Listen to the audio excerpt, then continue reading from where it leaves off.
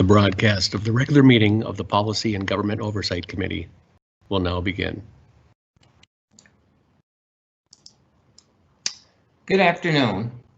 My name is Andrea Jenkins, and I am the chair of the Policy and Government Oversight Committee. I will call to order our regular committee meeting for Wednesday, October 28th. I'd like to note for the record that this meeting has remote participation by council members and city staff as authorized under the Minnesota Open Meeting Law, Section 13D.021, due to the declared state of local public health emergency. At this time, I will ask the clerk to please call the roll to verify the presence of a quorum. Councilmember Reich. Here. Gordon. Here. Fletcher. Here. Cunningham. Present. Osmond. Present. Goodman. Present. Cano.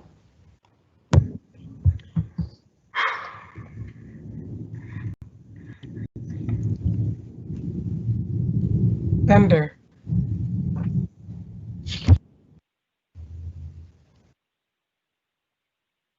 Bender. Schrader. Here. Johnson. Here. Palmisano. Present. Vice Chair Ellison. Present. Cano. Here. Bender.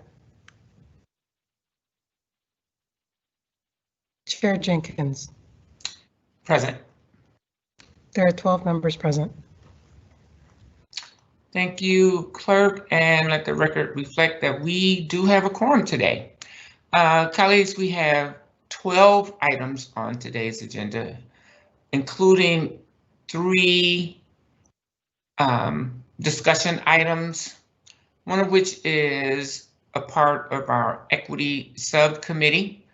And so at that point, I will turn it over to Councilmember Ellison to lead that part of our discussion. We will start with our consent agenda, which is items 1 through 9. Items 1 through 3 are various legal settlements, the details of which are listed on the agenda. Item number 4 authorizes an agreement to transfer maps and atlases from the City of Minneapolis to the University of Minnesota. Item number 5 authorizes a collective bargaining agreement with the IBEW Electricians Unit. Item number 6 is a contract amendment with Ebert Incorporated for Fire Station number 4 renovations project. Item number 7 is various contract amendments with vendors for short-term investments of the city fund. Item number 8 authorizes a non-disclosure agreement with Ingenico, sorry about that, Ingenico Retail Enterprise USA Incorporated for credit card processing. Item number 9 is a contract amendment with Terminal 4 Inc. for support and maintenance of the city's web content management system. Would any of my colleagues like to pull any of these items from today's consent agenda?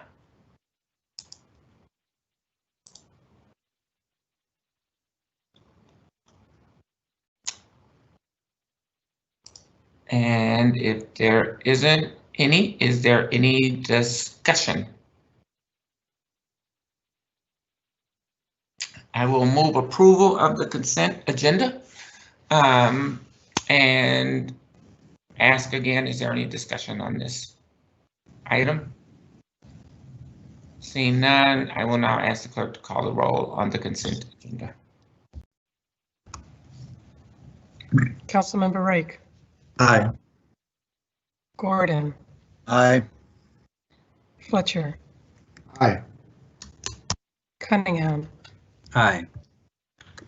Osmond, Aye. Goodman, Aye. Kano, Aye. Bender, Aye. Schrader, Aye. Johnson, Aye. Palmisano, Aye. Vice Chair Ellison, Aye. Chair Jenkins. Aye. There are 13 ayes. That carries and the consent agenda is approved.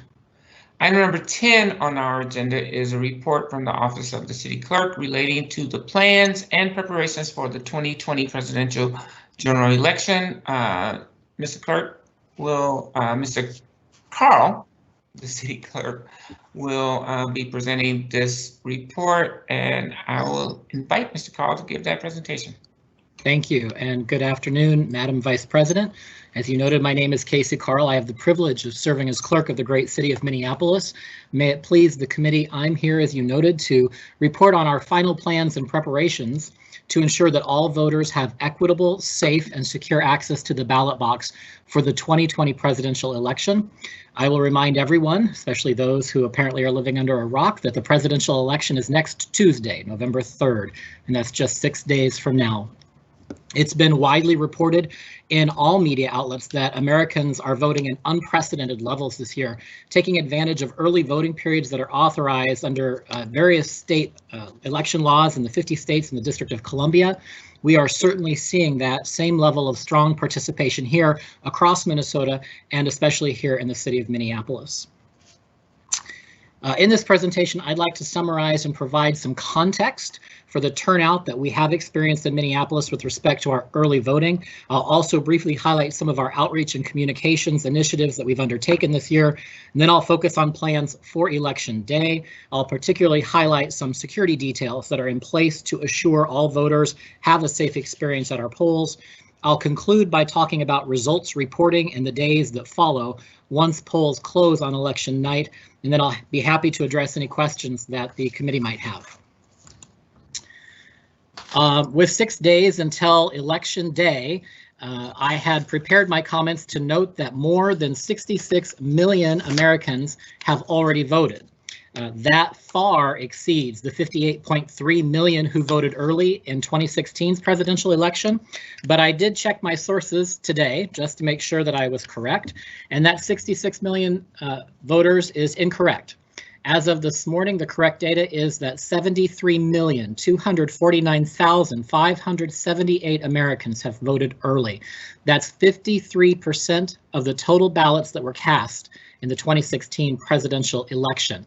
Here in Minnesota, we have voters who have already cast ballots that totals 1,186,522, as reported by Secretary of State Steve Simon. In Hennepin County, that number is 349,475, which is 69% of all of the ballots we've issued out that have been returned. And in Minneapolis, that number is 134,248 voters who have already participated. So the map shown on this slide, which was produced by the Associated Press, is current with data through this past Monday, October 26th. So as I just reported, this data is already old. But what you see here is that the states colored in orange are states where they have had more early votes in 2020 than they did in 2016 at this point. And among those 20 states colored in orange, you'll see the state of Minnesota, which shows we have had an increase of more than 150% compared to 2016. This level of early voter turnout puts the United States on a trajectory to potentially set new records for participation, maybe even beating the total turnout that we achieved in 1908's presidential election, the highest ever achieved. That year, 65% of all eligible voters in the nation participated in that election. Among the most trusted predictions are those that are produced by Michael McDonald. He is the professor at the University of Florida and the mastermind behind the U.S. Elections Project, which is a national turnout tracking database that's considered by election officials, academics, and pundits alike to be a prime trusted source of information. It's his data that I pulled this morning to show that more than 73 million Americans have already voted. Last year in 2019, Professor McDonald predicted that 150 million voters would participate in the 2020 presidential election. And again, that would put us on a trajectory to rival the 1908 record. Most recently, Professor McDonald has said that the strong and steady early turnout that we've already experienced has caused him to reconsider his original prediction. He now thinks those original predictions were too low. Professor McDonald has indicated that this incredible turnout is driven in large part by exceptional early participation from young voters. This is a group that has not had nearly the kind of impact in previous elections, but in 2020, the voters between the ages of 18 and 29 are turning out in a very, very big way. Next slide, please. So this slide shows absentee and early vote turnout by young voters. It was produced with data current through October 21st and was compiled by the Center for Information and Research on Civic Learning and Engagement, also known as CIRCLE, which is a research center at Tufts University. It has identified some of the quote-unquote battleground states, including Minnesota. And as shown on this slide, you can see total youth turnout has skyrocketed. In 2016, youth turnout in Minnesota was 9,531 ballots. The larger line above that, as compared to the 117,544 youth votes that have already been cast through October 21st in Minnesota. That's an increase of more than 1,000%. And according to Circle, Minnesota has led the nation for young voter turnout in the last 2 election cycles and is poised to do so again in 2020. It's this strong turnout amongst young, new, first-time, and infrequent voters that is leading many analysts to predict that more than 150 million ballots could be cast in 2020. According to one analysis by the Associated Press, this group is one of the most racially diverse voting blocs in the nation's history. And according to the Brookings Institute, census data shows that the youth vote, now that includes millennials and some members of the Generation Z, it accounts for about 37% of the total eligible voting bloc across the nation. That is roughly the same share of the electorate represented by baby boomers and older generations. So that has historically been our most reliable voting bloc in terms of regular voter participation. So it's an interesting factor that we're seeing higher engagement this year amongst our younger voters, and they've actually had a slight decrease in turnout from baby boomers. In fact, thus far, voters 65 and older have gone from 50% turnout of early vote to about 41% this year.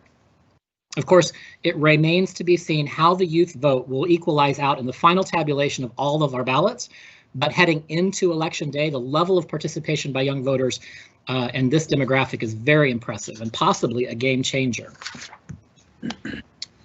Here we show our most up-to-date turnout statistics for the city of Minneapolis. And as you can see, yep. Can I ask you a question? Sure. Do we know how many registered voters we have in Minneapolis? And I know that people can register up until Election Day, but at this point, do we have a count of how many registered voters are in Minneapolis? We do maintain that count, Madam Vice President, and as you noted, it changes from as unregistered voters register in order to cast their ballots. As of October 26th, as of 10/26, the total number of registered voters in Minneapolis was 272,573. So that's the number we're using right now, 272,573 registered voters. And then this chart shows you the turnout we've experienced. This data is current through the close of operations at 6 p.m. last night, October 27th. In total, you can see that we've had 134,248 ballots be received. This data reflects all the ballots we've received for the entire early vote election period, which began Friday, September 18th, and it is current through last night, October 27th, as I said. The next few slides will slice and dice this same data in various ways in order to provide context on what this level of participation means for the city of Minneapolis. So this slide, pretty dramatic, is a comparison of the total early voting turnout in 2016's presidential election against the number of early votes to date that we've had in the 2020 presidential. Here, the blue line traces early voting turnout in 2016. The green line shows the turnout for this year's election. And as you can see, almost from the first day, those lines have been diverging. However, at about day 7 of the early voting period, that turnout in 2020 began to shoot up, and it has kept going day after day, creating what is a significant and growing wedge between the turnout for the 2 years. On this slide, what we've done is show you the to-date turnout from 2020, again, 134,248 absentee ballots, in comparison to the total number of all ballots cast, whether early or on election day, in each presidential election from 2000 through 2016. And as you can see, the 2020 data reflects that more than half of the votes cast in all of those prior years' elections is passed already in 2020, and in some cases by some fairly significant margins.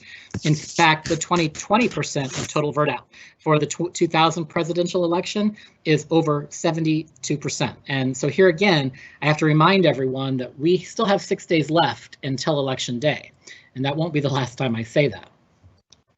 This next slide, this tracks total turnout in presidential elections back just a little bit further to 1988. So that gives us almost 3 decades worth of presidential election data to analyze. And as you can see again, the turnout this year in 2020, which is shown in orange, is almost equal to the total number of votes that were cast in the entire 1996 presidential election. And when comparing our turnout data thus far to the 2016 presidential election, which I'll note was our highest record until this year, we're already over 61% of the total turnout from 4 years ago. And again, we have 6 days left to go during early voting.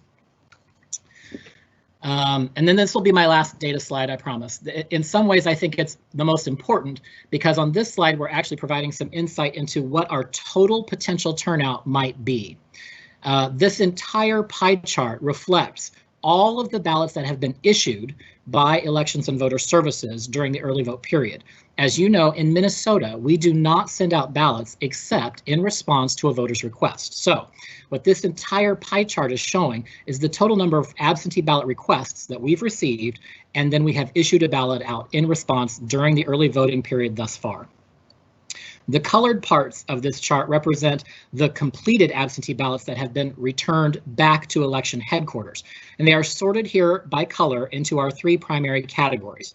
In blue, what you see is the total number of vote-by-mail ballots that have been returned to us.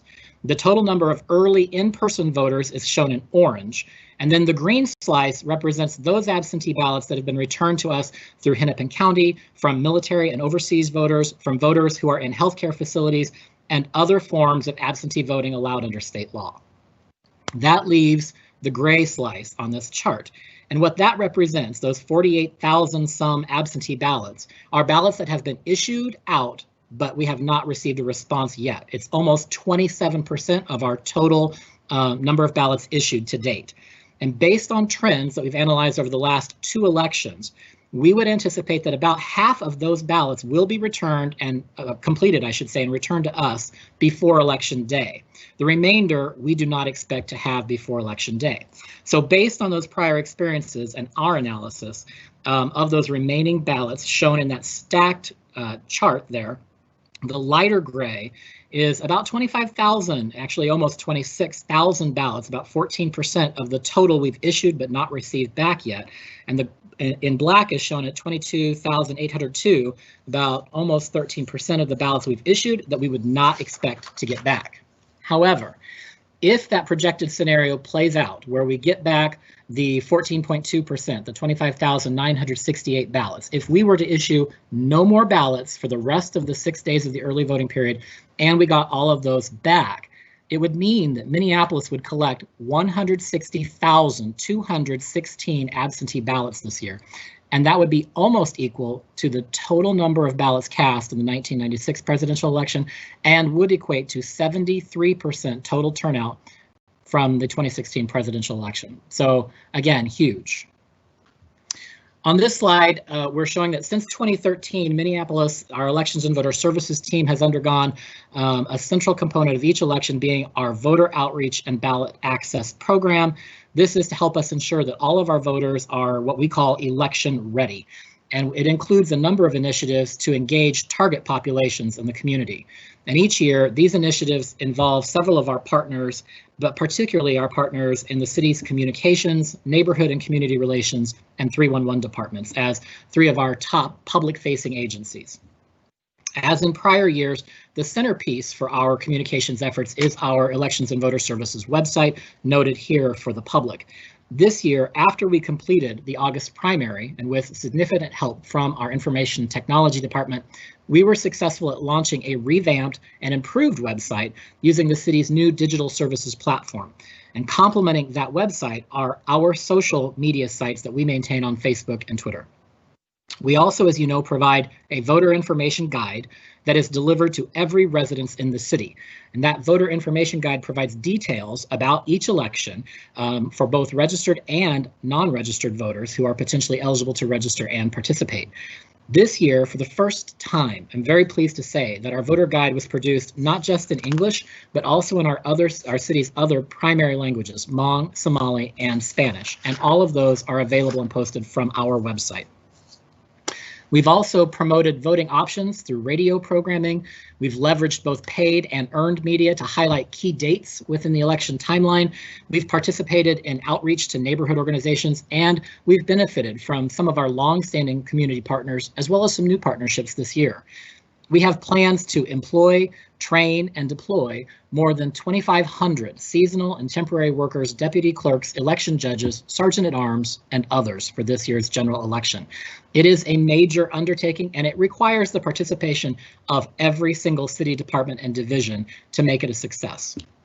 But as a result of these efforts, we've planned to operate 3 early vote centers for this year's general election. 2 of those opened just yesterday, one in North Minneapolis and one in South Minneapolis, in addition to our election headquarters at 980 Hennepin Avenue East. We are also operating a total of 13 ballot drop-off sites. And that's a first for us. We've never done ballot drop-off sites before, but it was our effort to increase voter convenience and ballot access in the middle of a health pandemic. And due to the need to provide safety precautions for in-person voting, we've partnered with the Minneapolis Public School District and the Minneapolis Park and Recreation Board to operate fewer but bigger sites on Election Day for a total of 95 polling places that will be spread out across the city and open for all voters on Election Day. And finally, I would be remiss if I didn't also recognize one of our strongest and most important partnerships, and that's the City Council and Mayor, the city's elected policymakers. Year after year, we've had the strongest support from you to make some big, even bold plans to serve voters, and we do it. In many ways, we've set industry standards, for example, with our nationally award-winning student election program, our voter outreach and education programming, and more. And many of my colleagues across the nation are always impressed with what we're doing, and they ask how we're able to do so much each year. And my answer is always the same. Our policymakers put a premium on the importance of elections. It's not just empty rhetoric. We put our money where our mouth is. And because the council has consistently provided those resources, we're able to do this kind of outreach and to provide so much ballot access to our voters.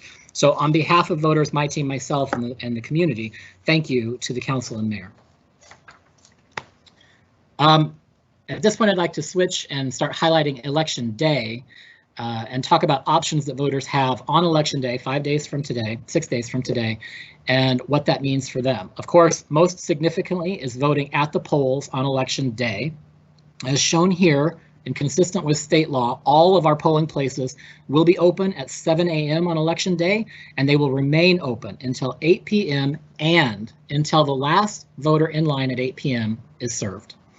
Voters who are planning to vote at the polls on Election Day can take 2 steps right now in advance to help themselves.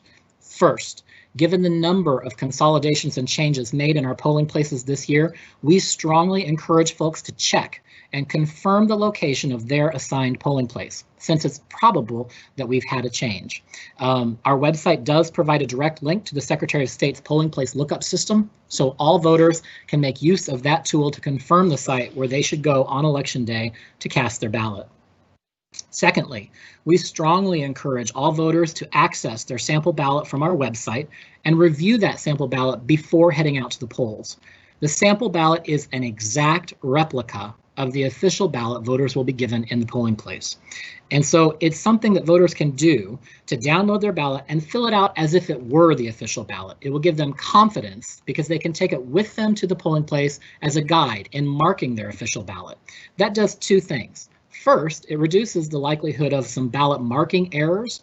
And second, it reduces the time voters would spend in the polling place standing in the booths because they'll have had a chance to already see the ballot, to already see all of the races and questions, and to pre-mark a ballot so that they can expedite the process of completing their official ballot, putting that in the tabulator, and getting out of the polling place. That will help all of us this year to reduce the risk of exposure or spread of the COVID virus. At this point, I'd like to address the safety and security of our polling places. I appreciate that this is a subject of concern to voters and policymakers alike. Voting is, of course, the foundation to our democracy. Both federal and state laws make clear that voter intimidation and suppression are crimes. Our Attorney General has made clear that he will vigorously pursue such claims. And in fact, as this council is aware, the Attorney General recently successfully prevented an out-of-state private sector security agency from sending ex-military personnel to Minnesota polls to provide protection to our polling places. My point in these next few slides is to provide a high-level description of the arrangements that Minneapolis has in place to ensure the security of our polling places. This slide shows a polling place, which is depicted in yellow, located inside a building, which is the blue square on this slide. Under Minnesota election law, the facility in which a polling place is located is surrounded by a 100-foot buffer zone. That buffer zone is important because it's intended to provide all voters the ability to enter and exit the polling place free from electioneering and politicking, undue attempts to influence or harass, or even intimidation tactics or outright efforts to suppress voters. Again, I want to emphasize that such activities are both federal and state crimes. One of the resources that we are using this year, again, for the third time, to help us is a position called the Sergeant at Arms. The title here is a little bit misleading. These folks are not law enforcement officers, nor are they armed. These folks are really providing security through what I call the lens of voter service. A better model to explain it might be a greeter at Walmart. These Sergeant at Arms are stationed outside of the polling place, and they have essentially three duties. First, as they see an individual approaching the polling place, their job is to ascertain that they are in fact a voter who is coming in to vote. After confirming that they are there to vote, they'll help make sure the voter's in the right place. Again, we've had several changes and consolidations. So one of their jobs is to make sure to offer that friendly service of saying, you're here to vote, let's make sure you're in the right place. Assuming they are there to vote and they're in the right place, the Sergeant at Arms will help them into the queuing line. But most importantly, the third duty, it's really to enforce that neutral buffer zone that surrounds each of the polling places and to make sure that it is a free zone for all voters entering and exiting the polling place. This slide attempts to illustrate the strong network of what I'm calling allies that are helping to secure our elections. At each of our polling places, we have a team of experienced election judges and at least one, sometimes more, Sergeant at Arms, all operating under the supervision of a head election judge. That's shown in the dark sphere on the left side of this slide. All of these election judges and the Sergeant at Arms are there to serve the voters. Outside of the polling place, of course, and outside of that buffer zone that we talked about, voters are served behind the scenes by a team of city departments, and that includes, of course, local law enforcement, as well as our peer agencies at the county, state, and federal levels of government. Bridging that divide and serving as a resource both inside the polling place and outside are the state's chief elections officials, which includes, of course, the Secretary of State, the county auditor, and the municipal clerk, as well as their representatives. This slide shows sort of how we're operating to ensure security, to help unify all of that coordination with all of our city departments and to streamline our connections to county, state, and federal agencies. The city's Emergency Operations Center will be activated, and it will allow us to have a central coordinating agency to monitor, to respond to, and report about Election Day. This slide illustrates how that center is organized. At the bottom of the slide, what you can see are 9 precincts, each served by a polling place, that are all within one council ward. Each of these precincts, as I said, shown in blue, are under the supervision of a head election judge. Each ward has a precinct support judge that's identified here by the orange dot. The precinct support judges are a team of our most experienced judges who act as election headquarters lieutenants in the field on Election Day. They move between all of the precincts on Election Day to provide additional assistance and resources as needed, or to just help support the head election judge in all of those precincts on any challenges or issues throughout the day. Both the head election judge in each precinct and each of our precinct support judges are connected to our election headquarters through secure radios. Election headquarters then monitors operations across all of our polling places, offering help, instructions, assistance, and guidance. And then through the Emergency Operations Center, our elections headquarters is going to be plugged into our other city departments, which includes, of course, the city coordinator, the city attorney, public works, and others. And through the Emergency Operations Center, we also have immediate access and connection to the Multi-Agency Command Center, called the MAC, which is a multi-level working group of law enforcement and first responder agencies, both from local, state, and federal levels. And we also are connected directly to the Joint Information System, which handles communications, media relations, proactive messaging, rumor control and response, and related interagency communications.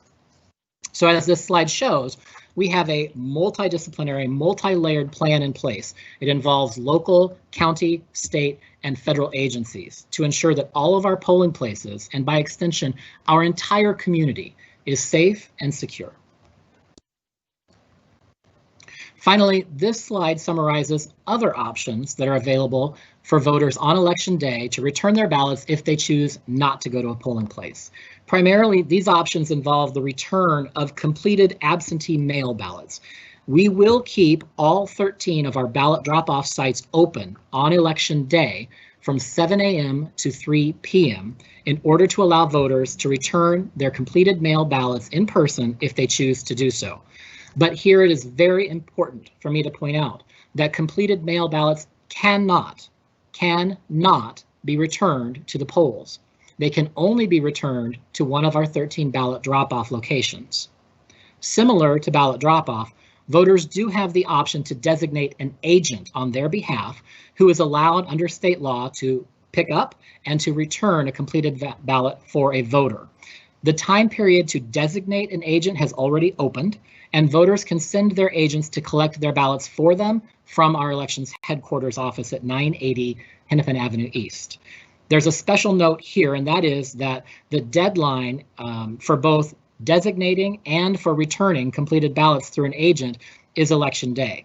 So as I said, the period for designating an agent has already opened, but it closes at 2 p.m. on Election Day.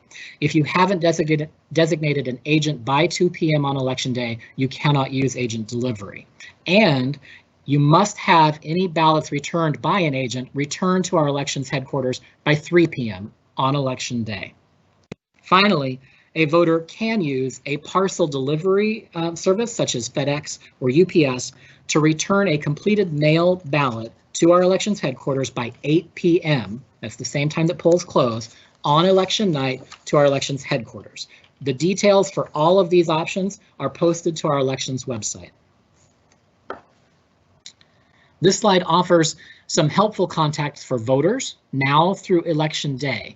And the key pieces here are to highlight and reiterate which numbers to call if you have concerns.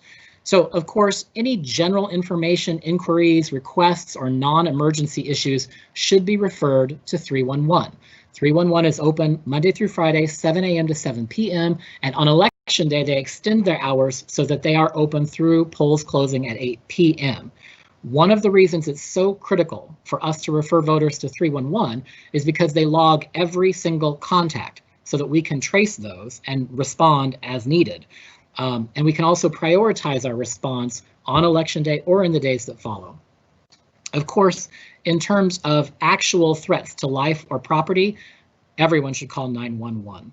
911 is the number for actual emergencies or threats to life or property. But it is important not to overwhelm the 911 number. And so calls about suspicious activity around polling places should be referred to the police department's tips line. That's at 612-692-8477, shown on this slide. That will help to keep the 911 free from a volume of calls that don't need to be addressed to 911. So those are the three general numbers to share with everyone in the community as we go into election day and the days that follow. But for voters on election day, or even in our early voting locations or ballot drop-offs, for actual concerns of harassment, intimidation, or threat, the best thing a voter can do is to immediately contact the head election judge in that poll or any member of the judge team and ask for assistance. That is the primary job of the head election judge in all of our polling places, is to provide that level of voter care and service. And so any voter who has questions, concerns, or claims about their rights to vote, about threats of intimidation or actual threats, should be immediately directed to the head election judge, who will either address and resolve them or escalate them to the appropriate source. The final number I want to highlight here is shown in red. And that is a number we would promote for any voter who has concerns about the integrity of our election or any questions or concerns they don't feel comfortable talking about to an election judge. Please call the Election Protection Hotline. The Elections and Voter Services Division works very closely with Election Protection every year. In fact, just this week we met with them to share our plans and talk about our preparations. We also work with other good government groups like the League of Women Voters and Common Cause to make sure that they know our plans and we know theirs.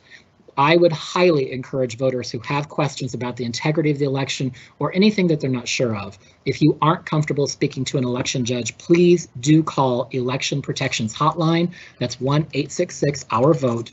They work with our Elections and Voter Services Division to make sure that those calls are routed to us so that we can respond. Finally, I want to review how reports will be reported, or results will be reported on election night. After polls close at 8 p.m. and after all voters who are in line at that time have been served, the results from each precinct will be reported to Hennepin County. The results of the precinct are posted as the election judges are transmitting those polling place results to the county. Elections headquarters at the same time is also transmitting to the county our results from all of the absentee ballots that we've been collecting. The county merges election day precinct-based votes with all of the absentee-based votes tied to that precinct. And once they've combined and consolidated those two data sets, they upload that to the Secretary of State's website. That address is shown here, and polls are reported as they become available to the public. That process will continue until all precincts across the state have been reported and posted to that website. Of course, it's important to remember that these results are unofficial, and under the consent decree that's currently in place, jurisdictions will continue to accept any mail ballots postmarked by November 3rd up until November 10th. So those results will change as a result of that additional processing time, and that shows that the election is working. Consistent with state law, we anticipate we will be conducting the canvassing and certification of results at the local level on Friday, November 13th. At that point, the results become official. We understand the state anticipates completing its certification of statewide results by November 24th. Then, because this is a presidential election year, the state's presidential electors will convene on December 14th to cast official ballots for president and vice president. This slide, as I said, provides the address for the Secretary of State's website where our initial unofficial results will be reported on election night. With that, Madam Vice President, I've completed my prepared comments about our final plans for the 2020 presidential election. I appreciate this opportunity to share with policymakers and the public all that we have done to prepare for a good election next Tuesday. Of course, I'm happy to respond to any questions that members might have.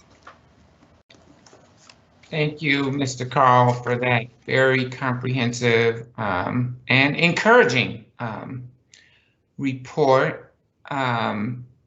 Kudos feels inadequate to express the gratitude for the work of yourself and all the elections team.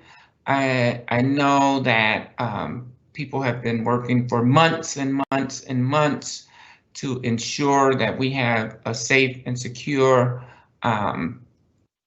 election cycle, and we've had a little practice up to this point, which has gone extremely well, and certainly in these challenging times of a global pandemic, as well as subsequent uprisings that could, in fact, impact our elections. The level of I think just concern and attention to detail in this plan, from reducing the number of polling locations, but expanding the size of them to anticipate large voter turnouts, to the institution of ballot drop-off boxes. One thing I don't think you mentioned, and that is that voters can early vote right up until this coming Sunday. Is that accurate? Yes, Madam Vice President, and in accordance with longstanding policy that this council has established back in 2014. In fact, we are open to serve voters in the final 2 weeks before the general election from 7 a.m. to 6 p.m. on weekdays. And in the 2 Saturdays leading to Election Day, we're open from 9 to 4, and on Sundays from noon till 5 p.m. And then the last day for early voting is, of course, the Monday before Election Day, November 2nd, and it will be open from 7 and we close at 5. So at 5 o'clock next Monday, all early voting stops. And then we get ready for the big show on Tuesday when polls open at 7 a.m. Well, I'm going to reserve congratulations until after the election. However, I do want to just note and lift up the incredible amount of effort that has gone into developing this this process, and the turnout thus far of early voters and young voters is really encouraging to see democracy at work. So kudos to you and your team. Thank you. We have comments in queue from council members Johnson and Cunningham. Thank you, Madam Chair, and thank you, Mr. Carl. I really appreciate all of your work and the entire team's work. I know it's a huge undertaking and it involves so many people, and we're just very grateful for that. I do have a question about the mail-in ballots. I know that there's been tests of the system done and that the recommendation was for people to have, I believe it was on either Monday or Tuesday was the recommendation to kind of get the ballots in. If you're going to mail them in, that was the drop-off date that we just recommended. If it's after that, drop them off at one of the ballot drop-off locations. Do you have any sense? I know there's this legal challenge to Minnesota accepting ballots that were postmarked by Election Day and counting them days later once they've been received. And obviously the Supreme Court ruled in Wisconsin. They actually tossed the ability of Wisconsin to be able to count those ballots that were mailed on Election Day but then received days later. There's a lawsuit now happening related to our state related to that. And do you have any indication or sense of how likely our current deadlines are to be upheld. Obviously, I know it's tricky. I don't want to put you in a spot necessarily to speculate legally on this, but I guess is there some sort of indication for voters? Because I think for a lot of people, that's pretty concerning that this late in the game, they've been instructed that, hey, their ballot will count as long as they mail it in on election day and it's received within, I believe, 7 days. And then to find out that that might actually not be the case. I know it seems like it's generating a lot of confusion, a lot of concern, and was wondering if you could maybe help put people's minds at ease around that. And then because of that challenge, should we as council members really be utilizing our resources, our networks to really encourage people, if you still got a mail-in ballot, do not mail it in at this point. You should really just do the ballot drop off, but do not put in the mail. Madam Vice President, to Councilmember Johnson's points, I'm going to start with the reverse. Yes, policymakers should match our messaging right now, which is don't rely on the Postal Service. You can if you wish. I can't say don't, but at this point in the process, we advise 7 days before an election, you need to be putting your completed ballot into the mail back to us. It's past that 7-day period. Each day past that 7-day period is a window that's closing, and we don't know what the status of that litigation before the courts will be and whether or not the consent decree that currently allows us to count ballots up to 7 days after the election will remain in place. This is 2020. Things change daily. So what we're doing right now is pushing the messaging to voters to bring your mail ballots to us at any of our 13 ballot drop-off sites. They are open every single day, including, this is why we made the decision as a backup, on election day. Normally, we would not have ballot drop-off sites open on election day. We would focus our efforts on polling places.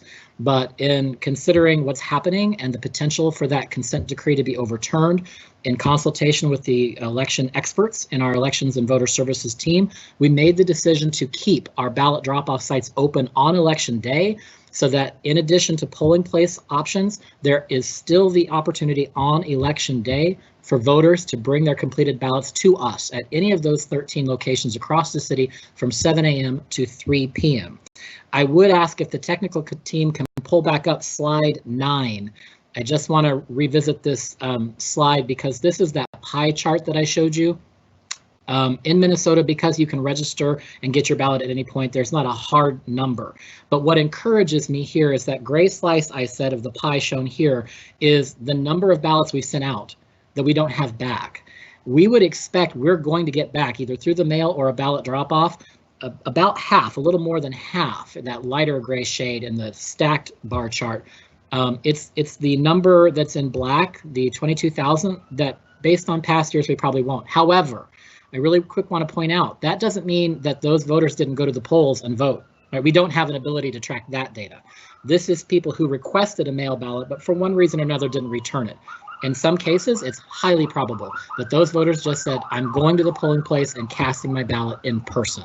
So, of course, all voters still have that option as well. And given the significant turnout we've received during early voting this year, our polls are likely not to be overwhelmed with long lines and delayed waiting times. So Election Day is a good option for folks who might have waited too long to return a mail ballot, if that is an option they like to pursue. Thank you so much. I really appreciate that additional context and those answers. And thanks again for all the work. Thank you. Councilmember Cunningham. Thank you, Madam Vice President, and thank you, Mr. Clark. Always much appreciated. This is an incredibly high stress election, high stakes for folks feeling like they need to participate, and I just am continuously grateful for your leadership and the hard work of your team to create as many on-ramps as possible for folks to be able to fully participate in our democracy. It's one of the things that as an elected official, as a policymaker, that I don't have to carry that burden on my shoulders, that I have to clear barriers for my constituents to be able to participate in our democracy. And that is a huge deal. So thank you for your leadership. Thank you to your team for all of their hard work. One of the reasons why this election is so high stress is because there's a ton of misinformation out there, right, related to the election itself, particularly to voting. So can you please, just for the public to understand, can you explain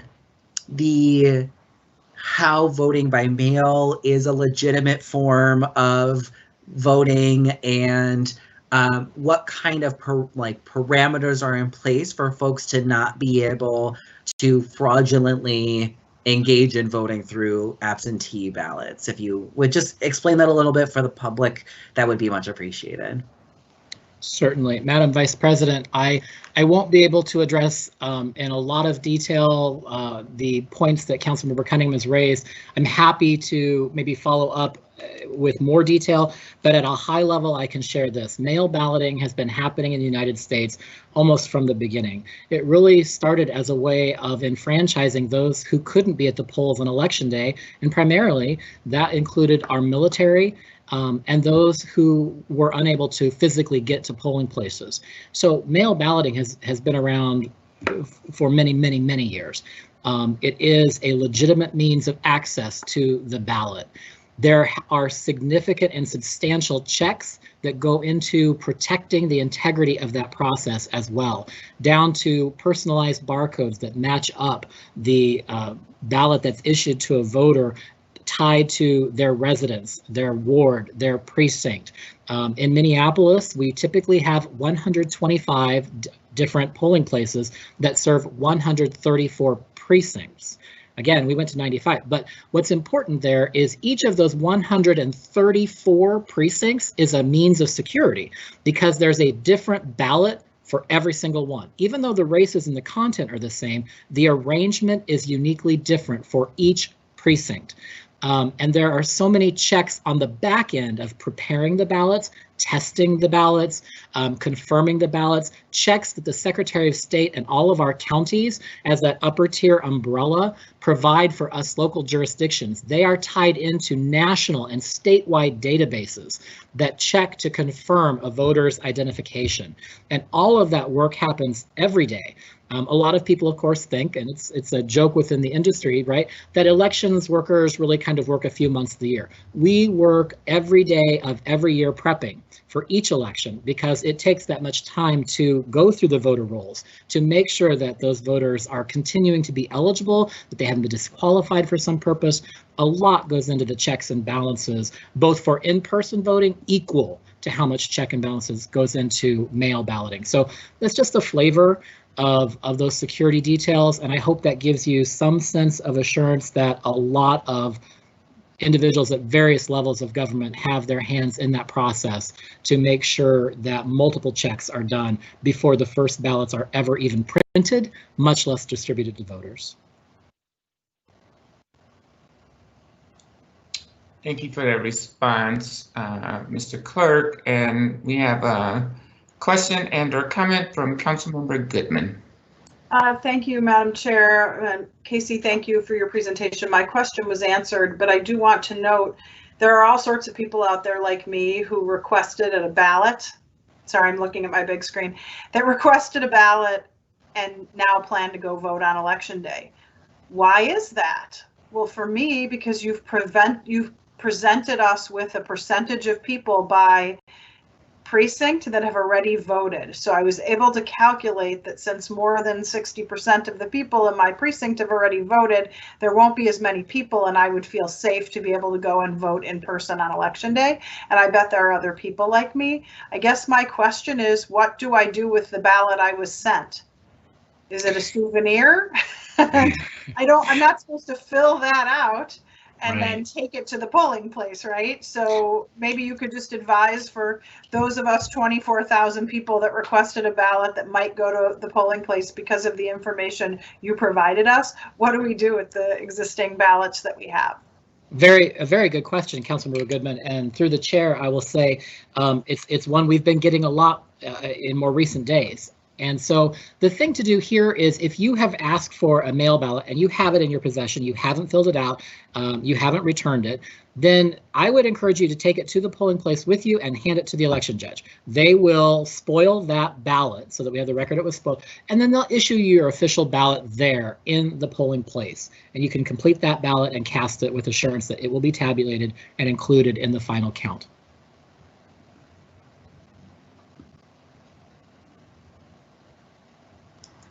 But if I want it as a souvenir, I can keep it, right? Not that I do, but You certainly could. Thank you. Sure. Council President Bender. Thank you, Mr. Chair, and thanks to the election staff for all the work they're doing. In my household, we also found that the drop-off sites were a great place to go if there were any questions about the ballot. My husband didn't follow the instructions about all the envelopes exactly correctly. He probably would prefer that I not share that. But he went to the drop-off site and got his question answered and was able to, make sure his envelopes were in order and signed where it needed to be taped together, and all was well. So, there's resources to call, phone numbers to call available on the website, but folks can also go to those drop-off spots, and there were friendly election staff there to answer the questions and make sure the ballot was in order. And I know there's extra anxiety this year about just making sure that every vote is counted. Of course, you can also go to the Secretary of State's website to check on the status of your ballot, which I did after I mailed in my ballot. So I've never had an election where so many people that I know are worried about their ballot actually being received and counted. And so having that extra check from the Secretary of State to be so simple online to check the status has been really great too.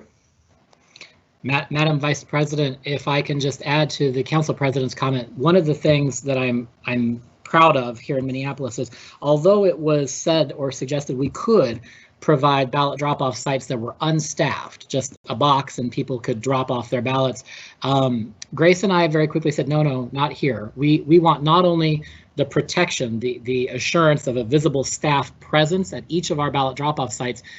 More importantly, we felt the voters needed that service that you just described, Madam President. And so we make sure that our ballot drop-off sites are staffed just like we would staff a polling place, just like we staff our early vote centers, so that not only is there trained people there to help and assist, but they're also there to protect those ballots in their custody.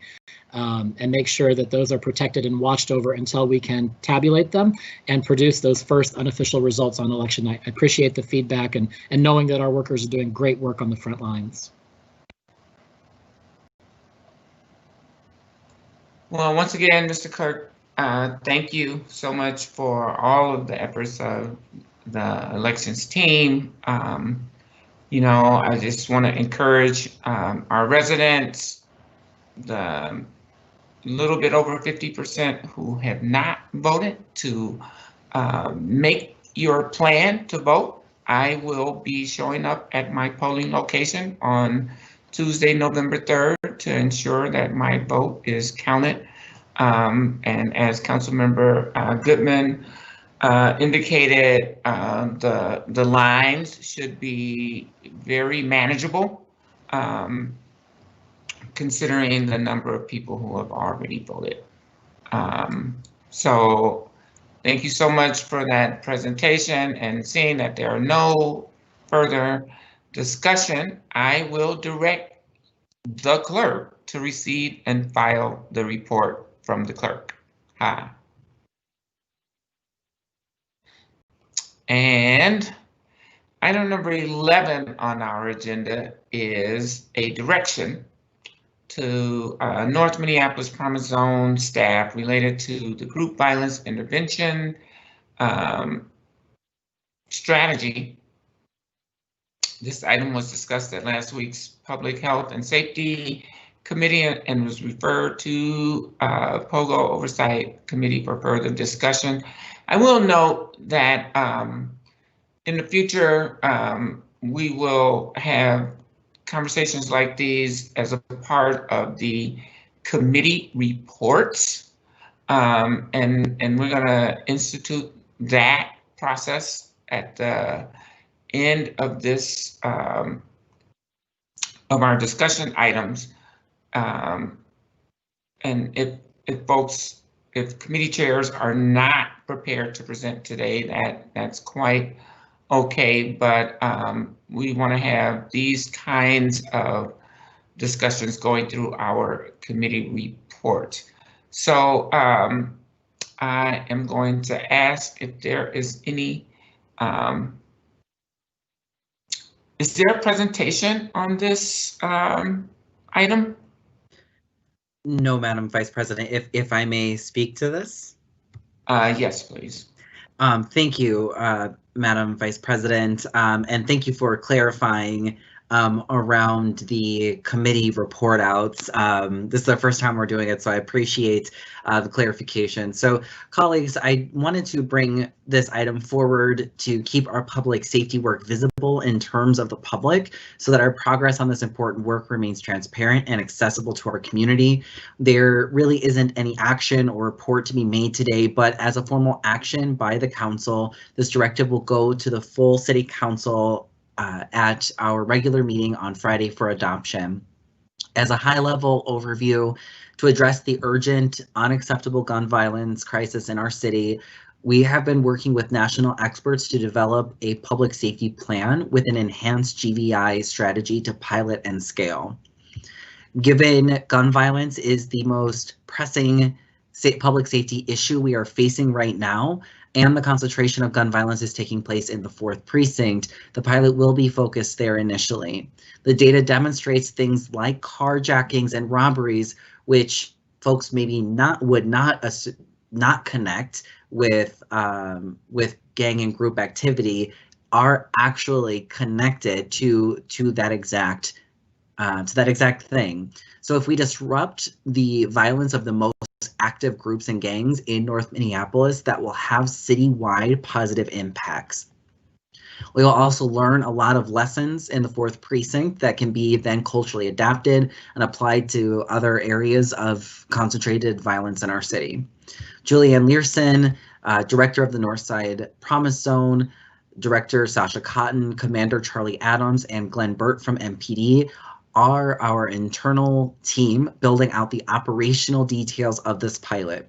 An initial fiscal estimate of the possible impacts have been added to the file in LIMS. That estimate will be further refined as we push this work forward.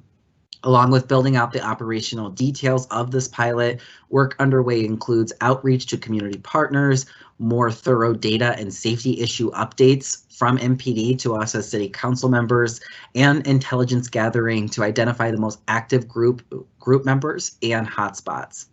Staff will bring back their professional recommendations on the points in the directive at a meeting of the Public Health and Safety Committee in the near future, and we'll have plenty of time to notice that to the public. Again, we just wanted to keep the community engaged in this work and informed of our progress. I thought it was important for us to keep it posted on an agenda. I want to add my thanks to Julianne Learson for her engagement on this work. One of the things I'm very pleased with is the increased level of engagement in public safety work across the entire enterprise. Last week, of course, we brought forward an action to add a full-time project coordinator to assist Director Cotton, and Julie's involvement continues to expand the engagement of our city's professionals in this highest priority work as we explore what the present and future of community safety looks like in our city. Again, I just wanted to take a moment to update everyone to ensure all of our council colleagues are aware of this strategy under development to be able to reflect back to constituents. A public safety plan is underway, and to keep the public informed about our public safety work, I've contacted the city clerk to assure this directive will go forward to the full council for final approval this week. And again, we anticipate a more fulsome report with the staff's recommendations on all of these details at a meeting at the Public Health and Safety Committee in the near future. Thank you, Madam President. Vice President. Thank you, Councilmember Cunningham. And we have a few council members in queue with questions. I just want to ask, it's my understanding that Commander Adams no longer works with the city of Minneapolis. Is that correct, or is that a different Charles Adams. That is a different Charles Adams. Okay. All right. Thank you very much. Councilmember Goodman. Thank you, Madam Chair. I don't understand what's going on at all. So I'm not on this other committee. I'm here in this committee. I'm on this committee. I don't understand at all what's happening. Is money being allocated? It says in the report that money is being allocated, but I don't know how much. And you told me to go to LIMS to look at it. If there is money being allocated, why don't you just say how much it is? What additional sources or funding are going to cover this additional pilot? Who is going to convene this interagency cross-sector group? I mean, I feel like this is someone's idea that has now been put on the agenda for us to discuss, but I don't understand what it is pretty much at all. I think we need to do more about public safety without question, and I support group violence related work, but I feel like this was just brought up, publicized, thrown on an agenda, and I don't really understand what it is I'm being asked to vote on. And I kind of have a rule that if I don't know what I'm doing, I'm not going to vote for something. And so I don't understand why we're bringing this forward today. Why isn't there a fulsome discussion in committee about the details so that I communicate to other people what it is that's happening? I'm not opposed to this. I don't know what this is to vote on, and I'm not sure that it should only be on the north side. I don't know. I probably could be convinced of that, but I mean, I need to hear staff talk about what this is, how it's happening, what it's going to cost, what the additional money that's going to be raised is. Can you please answer some of those questions so I have a legitimate way of analyzing whether or not this is something I should vote for? Well, I'm happy to speak to this. I do believe that we have staff on the line as well. I just wanted to give my colleagues an update. So this is a resource neutral pilot because it is within GVI and it is possible for that to fall within, so it is resource neutral. The north side promise zone is directed to do the work that you had asked about, and the action that is being requested is just simply to approve the staff direction. I wanted to be able to bring this forward so that we just are keeping the public safety conversation moving so that folks know that this work is underway. So I'm happy to dig into the details more with you as well. But right now, that internal team is working out the operational details. And I see that I think Mr. Carl wants to speak, so I'll take a step back. Mr. Carl. Madam Vice President, and to Councilmember Goodman, I don't enjoy being in this position, but I'll put myself there and say that the reason this showed up on today's agenda is my responsibility. There was some confusion about the direction from council leadership about having committee reports like used to be done at Committee of the Whole. There was some discussion about this, I believe, last week, and as we've worked to transition that process forward, this staff directive came out of Public Health and Safety, and like any other staff directive, it would have gone straight to City Council. In talking with Councilmember Cunningham, with other things on my plate, if I can borrow that excuse, I suggested that this be referred for comment directly to POGO because I wasn't sure if the committee reports, if the system redesign would be done in time to put those on the agenda. And in fact, it was. That was good work by my team and by IT that I just wasn't aware. And so this, and Councilmember Cunningham was gracious in covering for me there, and I appreciate that, Councilmember, but this was, as he noted, a directive that should go straight to Council. There wasn't an intent necessarily to have discussion or action today by this committee. It does go forward to Council, and now that it would be under the reports, it should have just come up when the Public Safety and Health, the Public Health and Safety Committee just made its report. So this is my error. I'll chalk it up to having too much on my plate right now, and I should have better kept my advice to Councilmember Cunningham, to myself, rather than advise that he forward this for action today, since the committee reports will be heard anyways. And I apologize to all council members for that.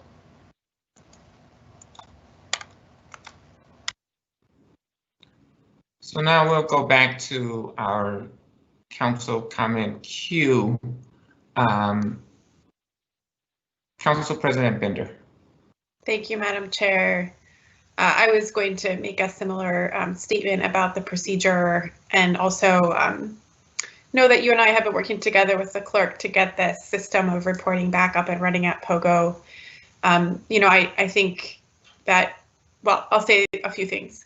I was able to attend the Public Health and Safety Committee, which I don't serve on, and I know that we're not always able to do that. Councilmember Schrader also joined, and it was a really very meaty, substantive discussion. There was a presentation from our staff in MPD, as well as the Office of Violence Prevention, and then a national expert, David Kennedy, who's been working with the city for many years, since the 90s, on interrupting violence. He is talking with Mayor Fry and city staff in MPD, as well as the Office of Violence Prevention. So it was great to be able to hear from him directly in committee, but also in a public-facing presentation about the trends around violence that we're seeing nationally and how the local dynamics are fitting in. I think Councilmember Cunningham's intention, and I commend him for this, was to make sure that since this is a pilot focused in a geographic area, that there was full transparency with the council. I can say for my part, I support a pilot in North Minneapolis because I think the focus is needed there. We are able to now get some demographic breakdown in the reports that we're getting from MPD, and we're seeing significantly more detail from MPD in both precinct reports as well as reports coming from the chief, which I've appreciated very much.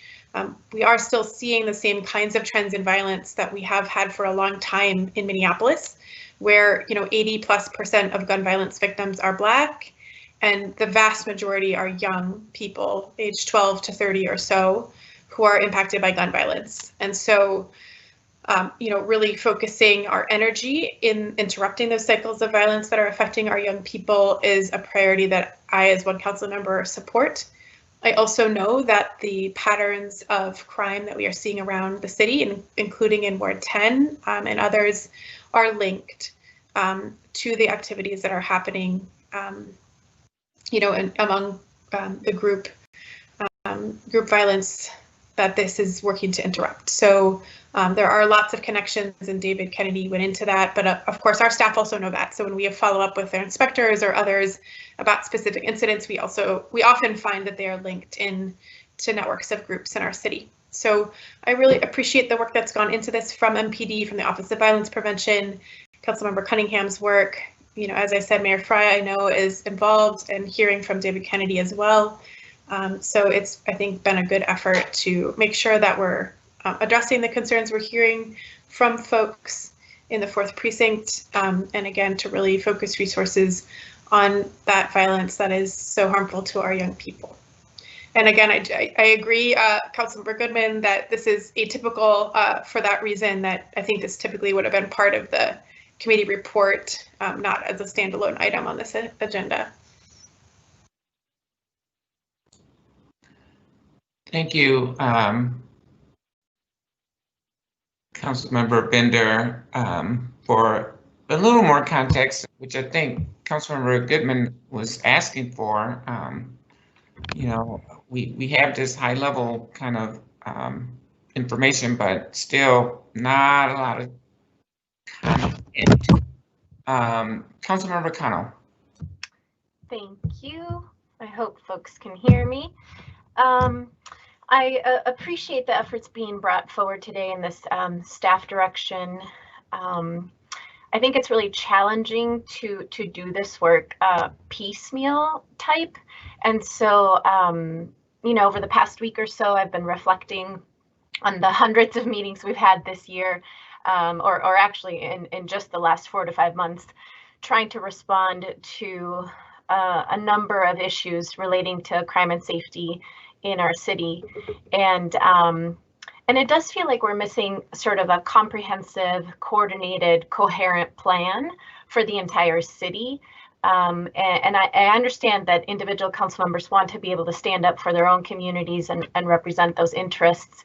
But it's hard for me to sort of gauge what the impact on the entire enterprise will be when only one area is sort of zeroed in on, when we know that in general gun violence has gone up for the entire city.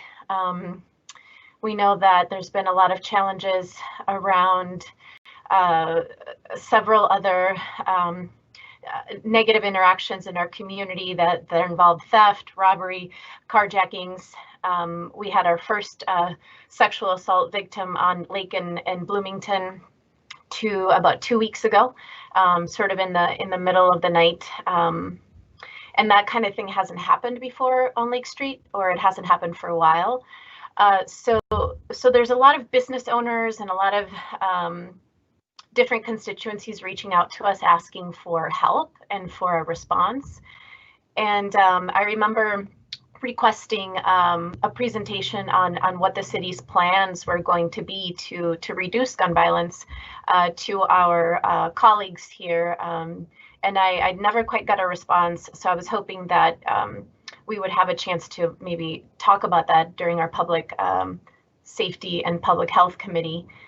So in general, you know, it's good that people want to take action on this front. I just feel like this is a time to do a citywide coordinated effort or approach that really helps us understand what the implications of that staff time and those directives are for all parts of our city, because we're also losing people to gun violence in South Minneapolis.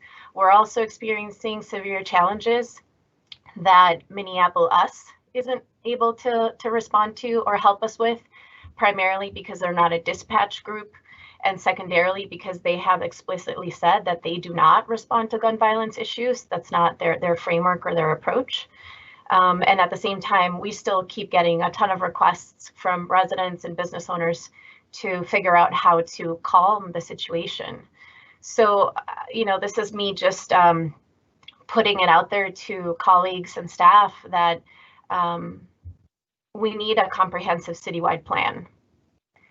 I don't think it makes sense to try to go at this, you know, precinct by precinct or neighborhood by neighborhood.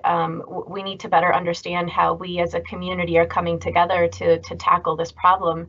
And it would be nice to understand what the implication of some of this work means for other work that's happening throughout the city. And so I'm just sort of hesitant because of that, and it's hard to really get the details of all of those things right here, right now in this brief presentation and comment period. And it would be great to see both our chief of police and the leaders of our police department do a joint presentation with our health department to talk about how this work is going to be done together, to talk about how we're going to get through this transition as a team, and to understand sort of whose role is what. Because I find myself doing that in every meeting I have in my ward with constituents, and it's not sustainable. I can't keep reinventing a plan for every single neighborhood or every single block that's facing gun violence and increased criminal activity. And so I'm patching together plans with individual officers and individual members in the Office of Violence Prevention. But I'm really looking for is a comprehensive, coherent, coordinated plan that has more than 2 or 3 months lifeline, that it's actually something that we're looking at that's 3 to 5 years. And so I just wanted to share that with colleagues that, you know, I've been reaching out to the Office of Violence Prevention and MPD to get some of these conversations going about sort of what is our bigger plan, because I've been finding myself going to these meetings over the past month, and the work that we're saying we're doing isn't having the results that people are looking for and that we would like to see. And so certainly there's a lot of stuff missing. And of course, I would love a pilot program in Ward 9 and Ward 8 and Ward 6, you know, but I don't think that we can tackle it that way. I think we have to figure out how all of these pieces fit together. Thank you. Thank you, Councilmember Cano. Councilmember Schrader. Thank you, Chair Jenkins. There's others in the queue before me. I will concede my time to Chair Cunningham and Councilmember Fletcher, and if I can be added to the queue after them. Great. Did you have a response, Councilmember Cunningham? Yes, I just want to speak to a few items. We absolutely do need a citywide comprehensive plan, and this is getting us in a space in which we can do that.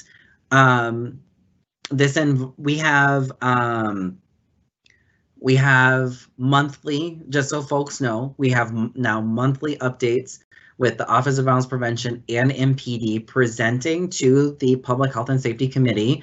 It's the second cycle of every month, so they present on what's the current state and what is their response. So we do have that joint information.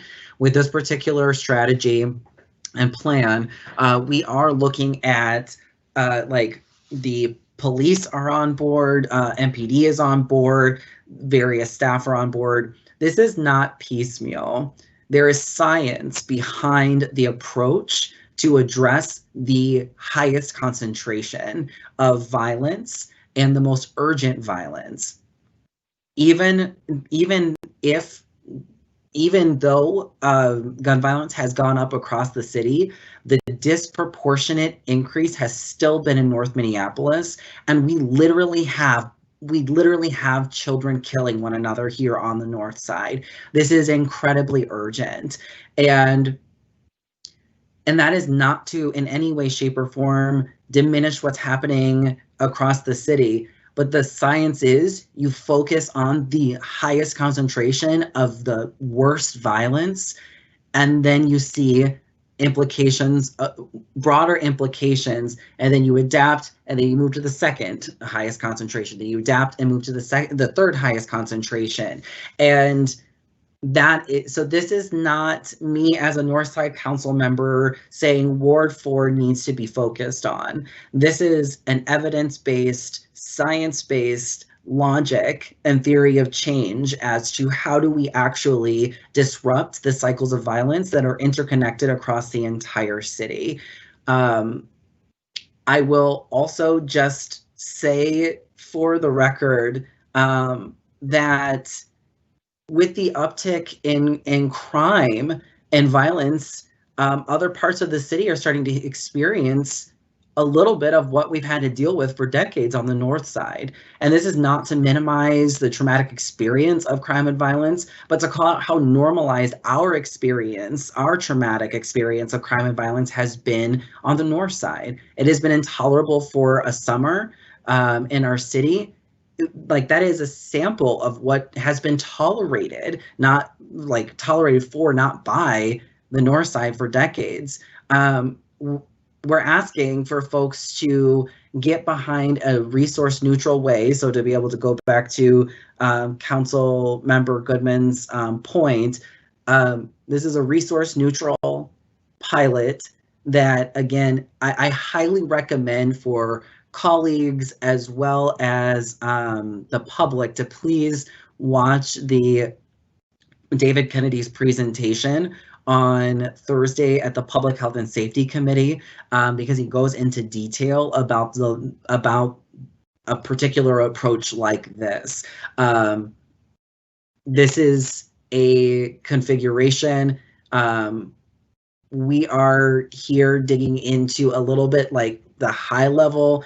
We absolutely need a citywide plan, and this is intended for us to be able to get to that place. But we have to start somewhere. The science shows that you start at the place with the highest concentration. And right now, the reality is, we have had many children who have died from gun violence in the 4th precinct. So it makes sense for us to start in this place. This is not merely me as a Northside Council member saying that I want all these resources and attention. It is based on science. So I just wanted to add that. And I do look forward to working with my colleagues from other parts of the city so that we can continue to flesh out this work.